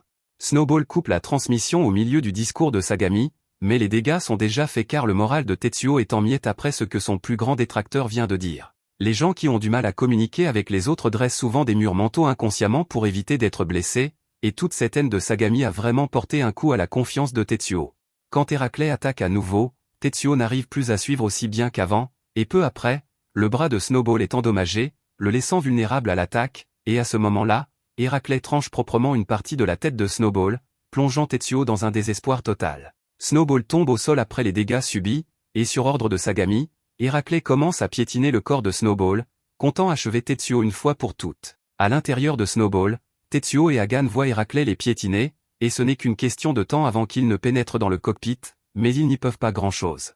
Tetsuo se blâme car maintenant qu'il a échoué, tout le monde au centre commercial va aussi mourir. Les souvenirs de Sagami le traitant de sauveur bon à rien et raté lui reviennent, et Tetsuo ne veut vraiment pas penser à cela dans ces derniers instants, alors il se ressaisit et active la dernière partie fonctionnelle de Snowball, les fusées de propulsion. Il essaie de prendre assez de hauteur pour être hors de portée d'attaque d'Héraclès, mais alors qu'il vole dans les airs avant même que Tetsuo ne s'en rende compte, Héraclès est déjà au-dessus d'eux.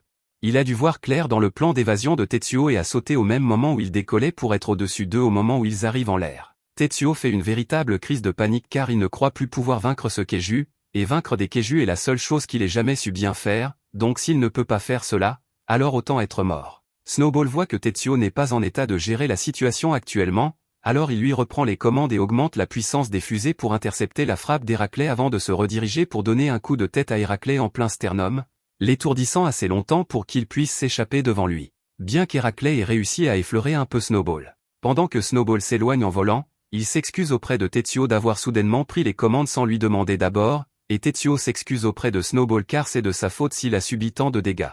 Il aurait dû savoir qu'un type comme lui n'a pas à essayer de tenir une conversation avec un parfait inconnu comme ça. Il a cru par erreur que puisque tout le monde qu'il avait rencontré jusqu'ici était amical, ce serait pareil avec Sagami, mais ce n'était qu'une chance stupide. Il a vraiment pensé avoir grandi et qu'il pourrait peut-être gérer les choses par lui-même, mais au final, il s'avère qu'il n'a pas changé du tout car il échoue encore quand cela compte le plus, donc il n'aurait jamais dû essayer de sortir de sa zone de confort ainsi. Snowball essaie de dire à Tetsuo que ce n'est pas de sa faute s'ils n'ont pas pu gagner ce combat et que cela n'aurait pas été si difficile s'il n'était pas coincé à utiliser cette capsule d'évacuation pour se battre. Elle n'a pas assez de spécifications ou de force pour rendre ne serait-ce qu'une fraction de la force ou des compétences de Tetsuo, donc il ne devrait vraiment pas se blâmer pour ce qui est arrivé. Si quoi que ce soit, Snowball pense que c'est lui qui devrait être blâmé car en ce moment ils doivent retourner au centre commercial le plus vite possible, mais avec l'état actuel de son corps, Snowball n'est pas capable de générer assez de poussée pour aller à pleine vitesse. Il essaie vraiment de son mieux pour remonter le moral de Tetsuo, mais rien de ce que dit Snowball ne semble vraiment l'atteindre, et s'il ne trouve pas quelque chose rapidement, Tetsuo ne pourra plus jamais retrouver confiance en lui. Snowball veut dire quelque chose comme « Tetsuo est incroyable d'avoir relevé le défi de tenir une conversation », ou qu'il ne devrait pas abandonner parce qu'il a encore Snowball à ses côtés. Mais il réalise alors que la raison pour laquelle Tetsuo est si déficient socialement, c'est parce que Snowball a été à ses côtés depuis qu'il est jeune, et que sa présence est ce qui a finalement poussé Tetsuo plus loin dans la réclusion. Il ne peut pas se résoudre à dire des paroles aussi vides, mais il doit encore trouver un moyen d'apaiser l'esprit de Tetsuo avant qu'il ne soit trop tard. Juste à ce moment, Hagan pose doucement sa main sur celle de Tetsuo pour le réconforter, et cela surprend un peu Tetsuo, mais quand il la regarde, il voit qu'Hagan est terrifiée, et elle a fait de son mieux pour retenir ses larmes afin de ne pas distraire Tetsuo, mais tout cela est trop pour elle. Elle est si souvent passée près de la mort cette nuit, et la menace que ces gens puissent détruire tout et tout ce qu'elle aime la remplit d'une telle terreur qu'elle ne sait pas quoi faire. Elle n'a aucune idée de comment Tetsuo a fait pour gérer des situations comme celle-ci tous les jours jusqu'à maintenant, Et sentir les mains tremblantes d'Hagan rappelle à Tetsuo que combattre des Kaiju terriblement forts n'est pas une chose normale pour la plupart des gens et que tout le travail qu'il a fourni dans les combats n'est pas complètement vain juste parce qu'il n'a pas pu battre Héraclès. Il se met alors à pleurer avec Hagan, et Snowball veut se joindre à eux, alors il tend un bras vers eux, mais il réalise alors que ce n'est pas le moment de s'immiscer dans l'instant de Tetsuo. Au lieu de cela, il concentre toute son énergie à les faire voler de retour vers le centre commercial le plus vite possible afin qu'ils y arrivent avant que ces Kaiju ne détruisent complètement l'endroit et ne volent Lando, mais alors qu'ils sont encore en vol, quelque chose de totalement inattendu se produit car Snowball capte une transmission entrante. Il informe Tetsuo du message, et Tetsuo est aussi choqué que Snowball car après le grand gel, la plupart des technologies et réseaux de communication mondiaux ont été détruits, alors comment ce message est-il transmis et par qui? Snowball n'a aucune information sur qui est derrière l'envoi de ce message car tout ce qu'il dit, c'est que le message vient d'un numéro inconnu, et après un court délai, ce numéro inconnu semble avoir envoyé un message crypté adressé à Snowball et Tetsuo. Snowball commence à le déchiffrer, et à sa grande surprise, une fois qu'il a fini d'analyser le contenu du message, il découvre qu'il leur dit de rester éloignés du centre commercial car les Kaiju sont déjà arrivés et c'est trop dangereux, mais cela soulève encore plus de questions car personne au centre commercial ne devrait même avoir la technologie pour envoyer un message comme celui-ci, et encore moins connaître les coordonnées de Snowball assez bien pour le lui envoyer directement. Pendant ce temps, les Kaiju viennent tout juste d'arriver au centre commercial, et les enfants sont tous impressionnés par le fait qu'il n'y a vraiment pas de neige ici, mais c'est prévisible quand un Kaiju de feu vit ici. Le plan initial était de tout détruire et de s'emparer du Kaiju de feu une fois que les choses se seraient calmées, mais Tamiya a encore une conscience, et il commence à se demander si tout cela est vraiment nécessaire, puisqu'il doit y avoir un moyen plus pacifique de résoudre cette situation, comme faire en sorte que le pilote du Kaiju de feu s'allie à eux au lieu de tous les détruire sans raison. Cependant, les autres lui disent que c'est impossible. Le rêve du capitaine est que VRD devienne les sauveurs d'âme de l'humanité, donc ils ne peuvent s'allier avec personne, et Makoto est d'accord, d'autant plus que le capitaine leur a dit qu'ils ont le droit de tuer tous les gens du peuple qui refusent de reconnaître VRD, donc les civils sont des cibles légitimes. Tamiya cède et accepte de poursuivre la mission comme prévu, alors il dit à Makado et aux autres de se disperser et d'encercler le bâtiment au cas où, pour que personne ne s'échappe. Il prépare ensuite la capacité d'Aris et commence à viser les projectiles vers l'école. La capacité d'Aris lui permet de transformer ses cornes en divers types de projectiles selon la situation et de les tirer avec une précision redoutable. Tamiya prévoit de bombarder l'école avec une force si écrasante que les personnes à l'intérieur perdront immédiatement toute volonté de se battre, et à partir de là, une fois que les survivants sortiront et commenceront à se rendre, les choses devraient bien se passer.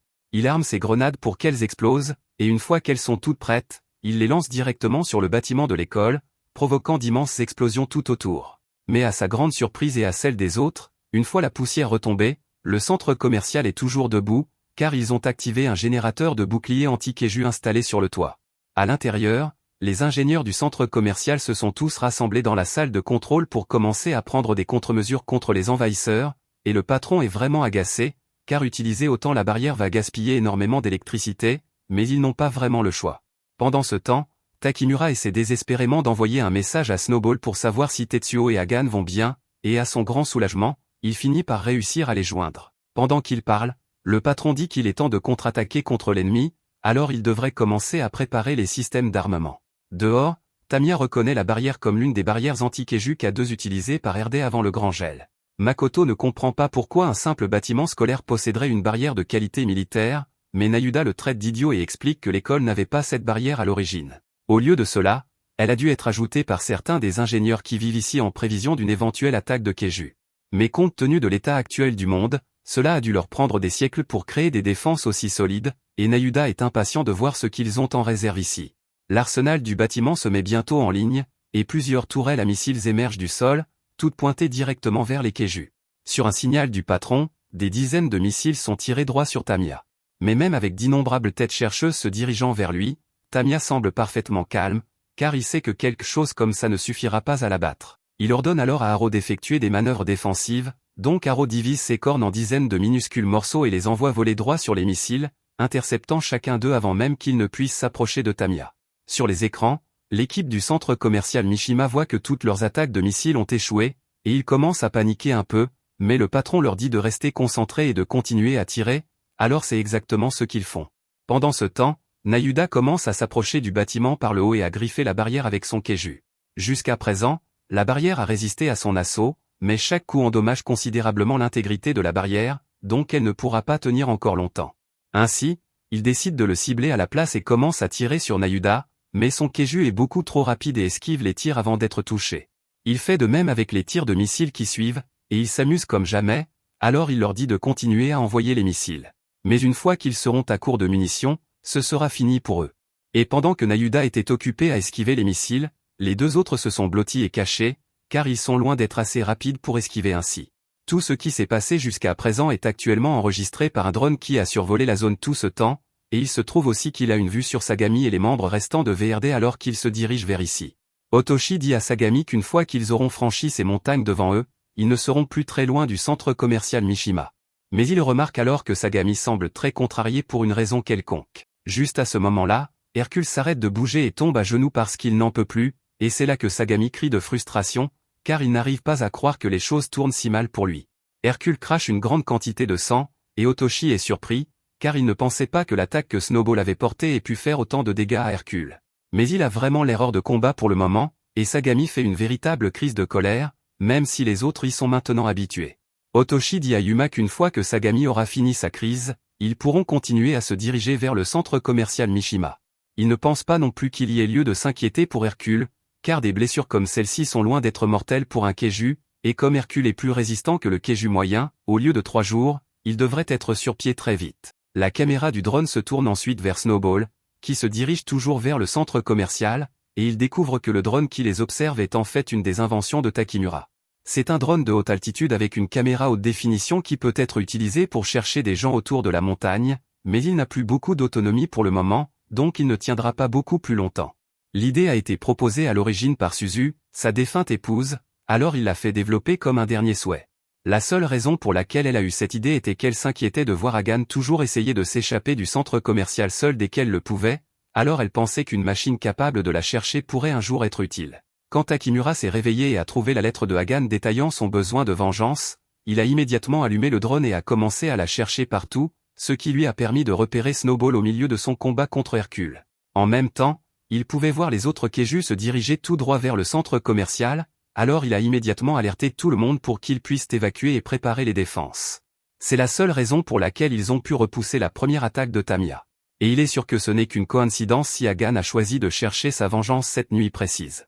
Mais néanmoins, si elle ne l'avait pas fait et n'avait pas poussé Takimura à chercher, il n'aurait jamais su l'attaque des Keiju à temps pour se préparer, donc elle a involontairement sauvé de nombreuses vies aujourd'hui.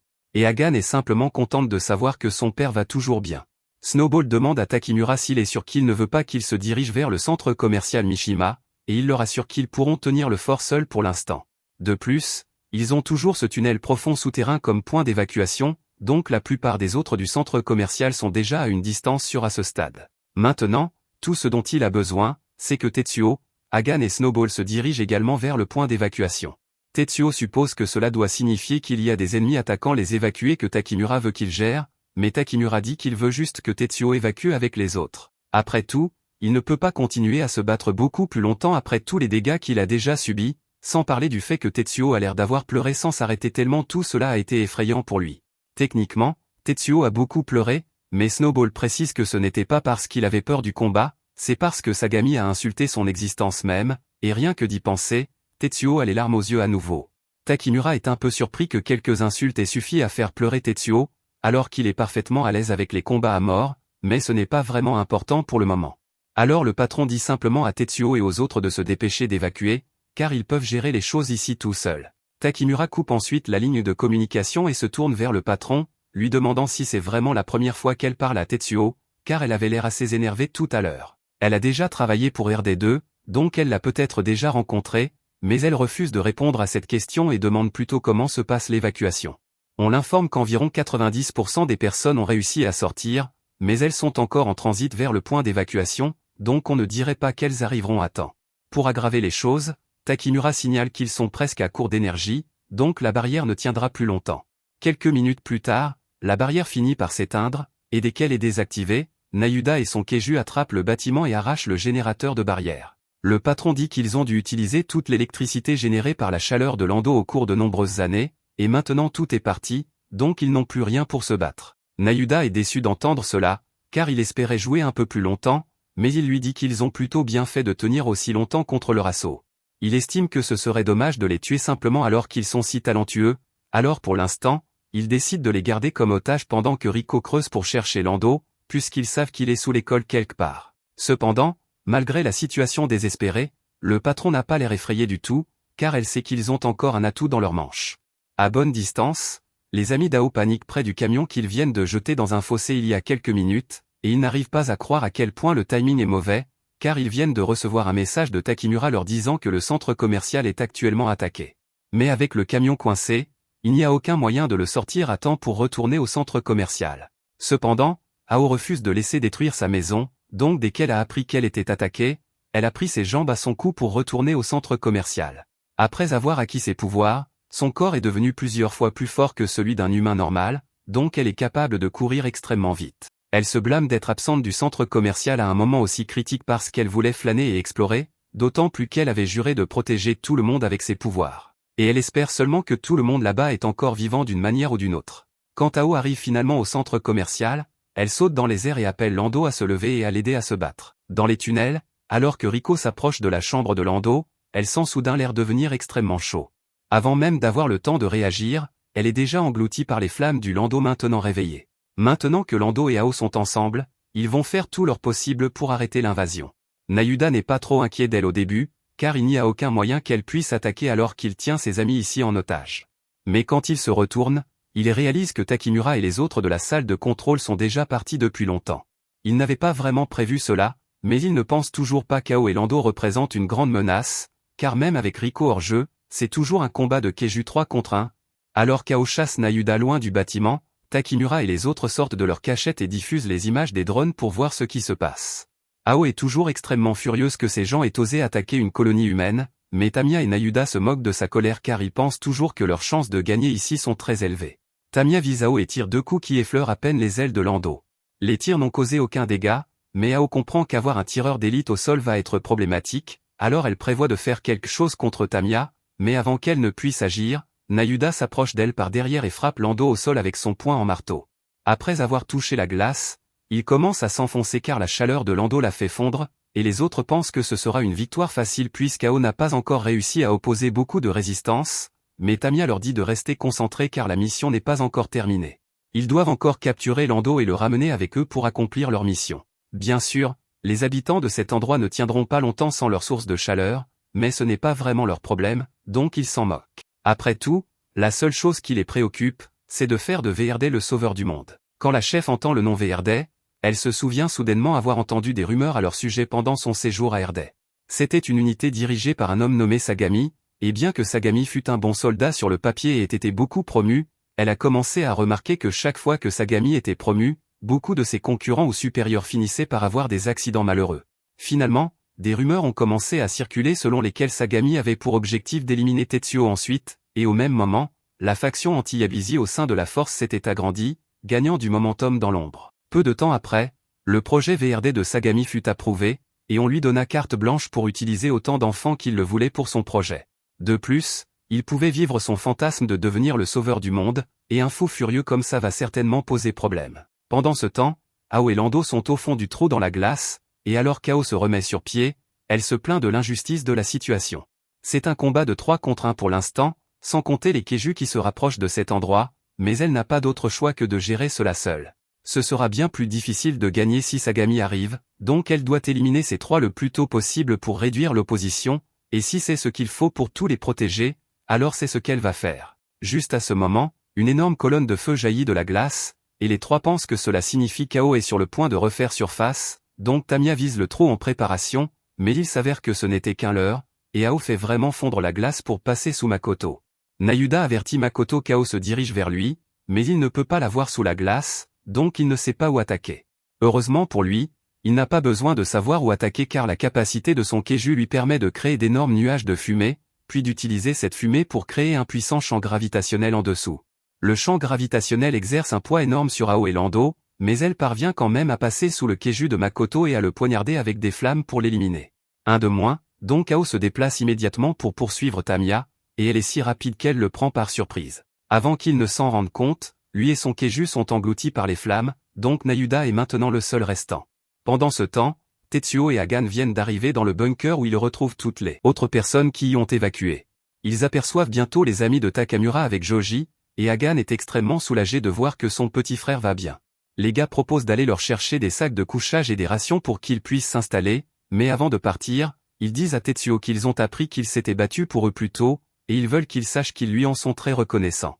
Tetsuo est heureux de recevoir leurs éloges, mais il est aussi un peu partagé car toute sa vie, on lui a dit que sa valeur venait du fait qu'il peut tuer des kaijus, mais on lui a ordonné d'évacuer, donc en ce moment, il a l'impression de ne rien faire d'utile.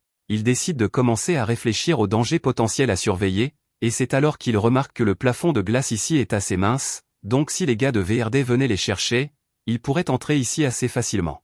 Il aimerait trouver un moyen de se préparer en cas d'attaque éventuelle, mais il ne peut pas faire grand-chose avec l'état actuel de Snowball. Cependant, juste à ce moment, Tetsuo et Snowball aperçoivent une immense imprimante 3D, ainsi qu'une tonne de ferraille et de pièces provenant de l'un des robots Snowball d'origine. Ils n'arrivent pas à croire que tout ce matériel soit vraiment là, mais les autres lui expliquent que cet endroit était autrefois un centre de recherche, donc ils ont beaucoup de technologie stockée.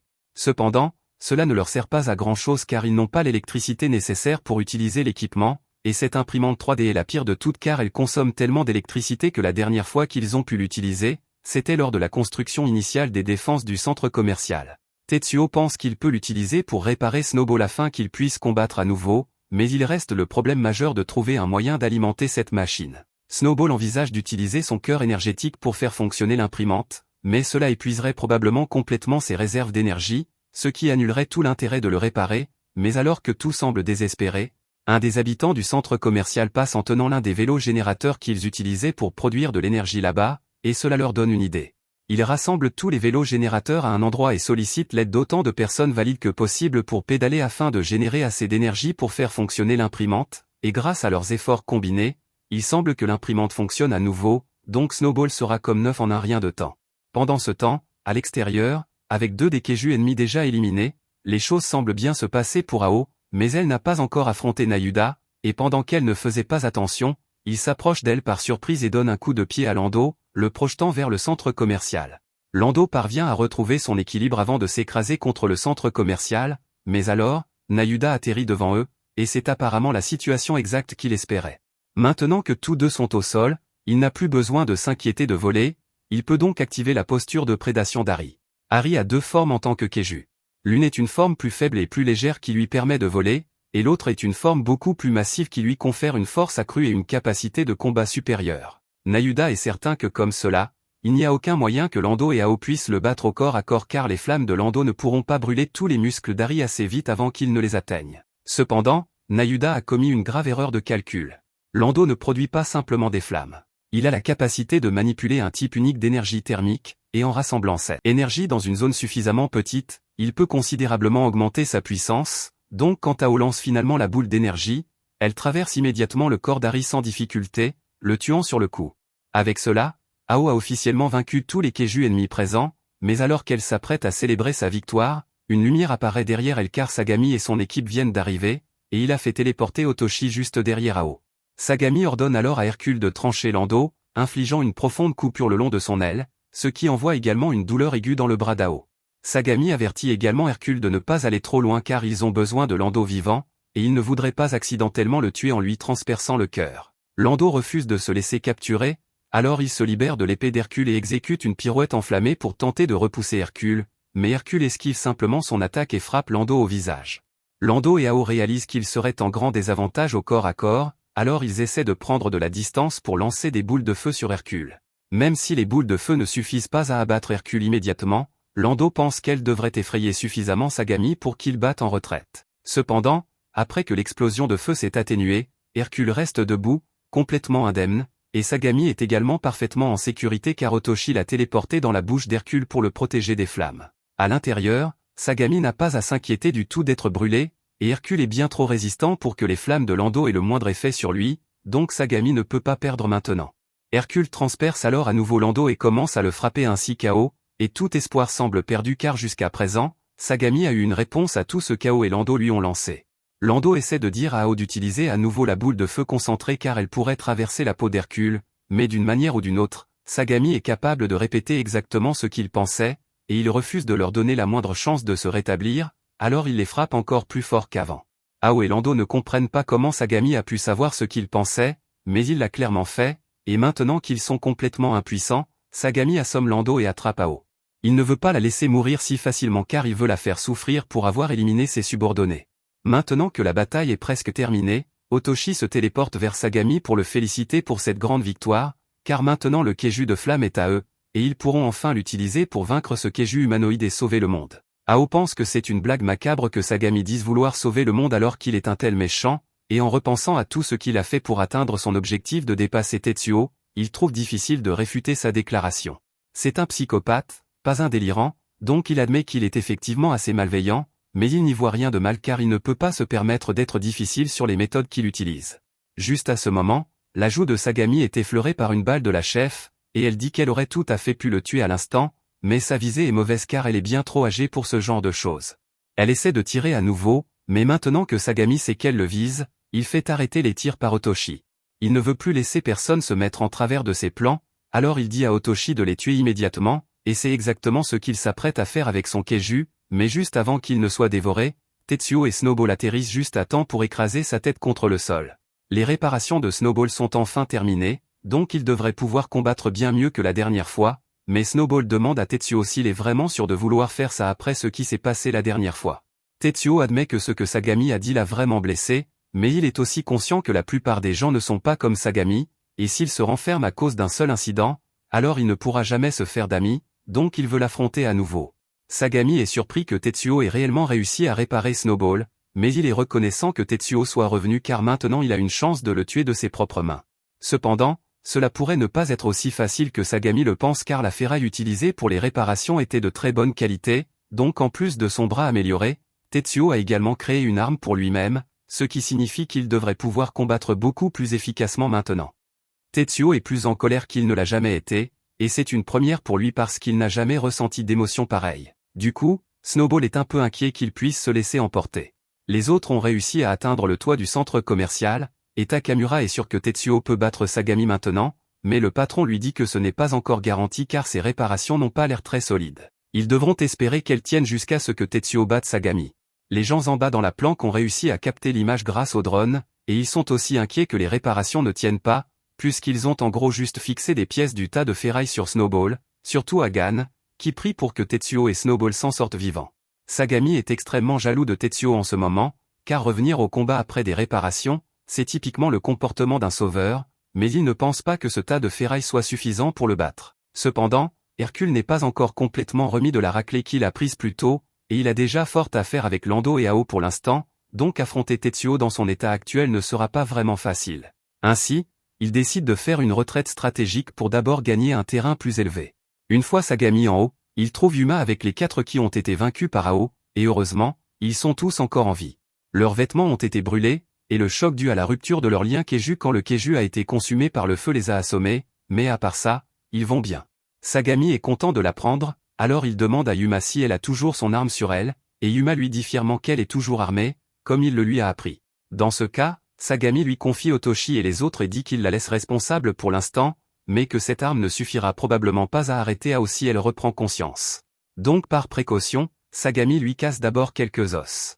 Tetsuo est absolument furieux quand il voit cela, il se jette en avant pour essayer de sauver Ao, mais Sagami laisse tomber Ao dans les bras de Yuma et repousse Tetsuo. Tetsuo retombe sur ses pieds, pour la première fois, il comprend ce que signifie vraiment haïr quelqu'un, alors il jure qu'il fera payer Sagami pour cela. Il se précipite à nouveau sur Sagami, et Hercule esquive instinctivement, mais désormais Tetsuo et Snowball ont une arme à leur disposition pour allonger leur portée, ils peuvent donc frapper le coup d'Hercule même après qu'il ait esquivé. Hercule n'a d'autre choix que de bloquer l'attaque, mais avec la puissance supplémentaire du bras propulseur, Snowball parvient à dominer Hercule et à le déséquilibrer. Il enchaîne immédiatement avec un autre coup de hache au cou, qu'Hercule esquive d'abord, mais Tetsuo active alors la fonction d'extension de la hache, et la tête de la hache jaillit soudain du manche. Hercule parvient aussi à l'esquiver, mais cela le déséquilibre sévèrement, et Tetsuo en profite pleinement pour lancer un coup de poing à pleine puissance directement sur la tête d'Hercule. Cela serait impossible à esquiver pour une personne normale, mais comme Hercule est un quadrupède, il peut se propulser vers l'arrière grâce à ses pattes arrière. Sagami n'avait pas anticipé que Tetsuo serait aussi coriace avec un tas de ferraille pareil, alors il commence à battre en retraite, mais Tetsuo ne le laisse pas s'échapper si facilement. Il dit à Snowball de rentrer la tête de hache, et ce faisant, la tête de hache revient en ligne droite, tranchant net le sommet de la tête d'Hercule. Dans la carrière de Tetsuo en tant que combattant de Keiju, il ne peut pas dire qu'il n'a jamais perdu un combat contre un Kaiju, mais il n'a certainement jamais perdu 2 fois, car il apprend de ses erreurs et s'adapte pour finir vainqueur, et en ce moment, Sagami en fait l'expérience directe. Pour l'achever, Tetsuo lance un puissant coup de poing en pleine poitrine d'Hercule. À la grande surprise de Tetsuo, Sagami prédit d'une manière ou d'une autre ce mouvement et ouvre la deuxième bouche d'Hercule juste à temps pour éviter d'être touché. Sagami admet qu'il était sérieusement en difficulté là-bas, et s'il n'avait pas eu accès au pouvoir surnaturel d'Hercule, il aurait certainement été assommé. Il essaie alors de mordre le bras de Tetsuo, mais Tetsuo réussit à esquiver à temps, et après avoir pris de la distance, il tente de relancer la tête de hache sur Hercule. Sagami voit cela venir aussi et fait attraper le manche par Hercule. Il commence ensuite à essayer d'approcher Snowball, mais Tetsuo coupe la corde et fonce, tentant un coup de tête contre Hercule comme la dernière fois. Cela échoue également car, juste avant l'impact, Hercule saute en arrière sur les instructions de Sagami, donc aucun dégât n'est infligé. Snowball n'en croit pas ses yeux que Sagami ait pu parfaitement chronométrer le saut au moment où ils se sont élancés, mais Tetsuo le corrige et dit qu'il pense que Sagami s'est en fait préparé à sauter avant même qu'il ne commence le coup de tête. Tetsuo et Hercule échangent ensuite quelques coups de plus, et après tout cela, Tetsuo a finalement confirmé qu'Hercule doit savoir à l'avance ce qu'il va faire. Il suppose que cela a un rapport avec son pouvoir surnaturel, mais il ne sait pas encore comment cela fonctionne. Il demande à Snowball d'afficher à l'écran toutes les vidéos qu'il a rassemblées pendant le combat contre Hercule, car il veut les analyser pour déterminer si Hercule a une faiblesse. Snowball trouve que c'est un peu risqué de la part de Tetsuo de commencer à analyser des images tout en se battant activement pour sa vie, mais ils n'ont pas vraiment le choix pour l'instant. Sagami connaît assez bien Tetsuo pour réaliser qu'il est probablement en train de chercher un moyen de contrer le pouvoir d'Hercule, alors il prévoit d'en finir avant qu'il n'y parvienne. Juste avant que Tetsuo ne donne un autre coup de poing à Hercule, Sagami active son pouvoir, ce qui lui permet de voir des fragments du futur. Selon le fonctionnement du pouvoir, chaque issue future possible apparaît comme un fragment, et Sagami peut choisir ses prochaines actions en fonction du résultat auquel elle mène. En faisant cela encore et encore, s'il existe ne serait-ce qu'une infime chance de victoire pour Sagami, il peut continuer à scruter le futur jusqu'à en trouver un où il sort vainqueur. Cependant, ce pouvoir a un inconvénient majeur, l'utiliser pour regarder au-delà de 10 secondes dans le futur impose un lourd tribut au corps de Sagami, donc il ne peut normalement pas maintenir cela très longtemps, mais s'il veut vaincre Tetsuo, il ne peut pas s'arrêter tant qu'il n'a pas trouvé une ligne temporelle qui lui garantit la victoire. Tout cela se passe dans la tête de Sagami, donc du point de vue de Tetsuo, Sagami commence soudain à parer parfaitement tous ses coups de poing avec les sabots d'Hercule, comme par enchantement. Sagami est extatique, car bien que cela ait causé quelques dégâts, il a enfin trouvé le moyen parfait de vaincre Tetsuo après avoir regardé 74 secondes dans le futur, et il n'a plus qu'à suivre la séquence d'événements pour gagner. Il commence alors à échanger des coups avec Tetsuo jusqu'à ce qu'ils atteignent le sol, moment où il plaque Tetsuo dans la neige. Tetsuo se met alors à tourner pour essayer de déloger Sagami, mais cela aussi faisait partie de la prédiction de Sagami, donc il saute avant d'être éjecté, et juste au moment où Tetsuo lance le bras de Snowball comme une attaque surprise, Sagami esquive en plein vol avant de se rapprocher pour une dernière estocade, que Tetsuo a peu de chances d'éviter. Mais juste avant que la lame ne touche vraiment Tetsuo, Sagami est soudain frappé au visage par le drone. C'était un retournement de situation totalement inattendu, et ceux qui en étaient responsables étaient les amis d'Ao, qui s'étaient faufilés dans la salle de contrôle durant tout le chaos et avaient pris le contrôle du drone. Ils n'étaient pas sûrs que cela ferait des dégâts réels, mais ils voulaient quand même faire quelque chose pour riposter, et ils espèrent seulement que cela a aidé, ne serait-ce qu'un peu. Sagami n'avait pas pu voir ce drone arriver, et à cause de ce choc imprévu, il a fait un mouvement inutile, mais heureusement pour lui, la ligne temporelle qu'il a vue est encore intacte, donc tant qu'il ne fait pas d'autres erreurs dans les 10 prochaines secondes, tout devrait se dérouler comme prévu. Cependant, ce que Sagami n'avait pas pris en compte, c'est que le fait que Tetsuo voit ce drone s'écraser sur la tête d'Hercule était la pièce manquante du puzzle dont il avait besoin pour comprendre comment fonctionne réellement le pouvoir d'Hercule. Mais il ne peut pas le dire à voix haute, car s'il le fait, Sagami pourra découvrir qu'il le sait. Sagami lance alors la tête de hache vers le centre commercial Mishima, mais Tetsuo saute devant pour bloquer le coup, et c'est ce qui mène au compte à rebours final avant la victoire garantie de Sagami. Tetsuo n'a toujours pas pu dire à Snowball comment contrer le pouvoir de Sagami, alors tout ce qu'il peut faire, c'est regarder Snowball dans les yeux et lâcher les commandes, espérant qu'il comprendra le message. À cet instant précis, Sagami commence le mouvement qui était censé décapiter Snowball dès que Tetsuo tenterait de l'esquiver, mais à sa grande surprise, contrairement à sa prédiction, Tetsuo n'essaie pas du tout d'esquiver, et le coup finit par passer au-dessus de Snowball, laissant Sagami complètement sous le choc. Plus tôt, Tetsuo avait réalisé que le pouvoir de Sagami ne pouvait pas lui permettre de voir tout le futur. Sinon, il n'aurait jamais été touché par ce drone ni par le coup de tête de Snowball à ce moment-là, et le seul facteur commun entre les deux incidents était qu'un objet inanimé était responsable du coup, Ce qui a amené Tetsuo à croire que le pouvoir de Sagami ne lui permet de voir que les actions des êtres vivants, et qu'il utilise les informations sur les actions de Tetsuo pour prédire comment Snowball va bouger. Cependant, avec Tetsuo qui lâche les commandes, sa prédiction des actions de Tetsuo devient complètement inutile. Cela signifie aussi que tant que c'est Snowball qui dirige le combat, Sagami n'a aucun moyen de savoir ce qu'il va faire ensuite, ce qui le laisse complètement sans défense. Alors Snowball lui donne un coup de tête à pleine puissance. Le coup de tête inflige tant de dégâts qu'Hercule crache une grande quantité de sang, et Sagami tente de prédire à nouveau le futur en observant les actions de Tetsuo, mais Tetsuo ne fait rien pour l'instant, donc Sagami n'a toujours aucune idée de ce qui va suivre, et il reçoit un autre coup de tête. Sagami commence vraiment à paniquer maintenant, alors il lance une attaque sauvage pour tenter de prendre Snowball au dépourvu, mais Tetsuo reprend le contrôle pour l'esquiver. Et même si Sagami pourra maintenant prédire son prochain mouvement, Tetsuo ne pense pas que cela importe, car avec les blessures qu'Hercule a subies, il n'y a littéralement aucun moyen pour Sagami d'éviter ce prochain coup. Effectivement, quand Sagami essaie de chercher une issue, il est confronté à la réalité qu'il n'existe plus de futur où il gagne, et maintenant tout ce qu'il peut faire, c'est maudire Tetsuo avec colère et frustration. Les insultes font toujours mal à Tetsuo, mais il comprend qu'il doit être capable de supporter que les gens ne l'aiment pas s'il veut un jour se faire des amis, alors il persévère et utilise la hache pour achever Hercule.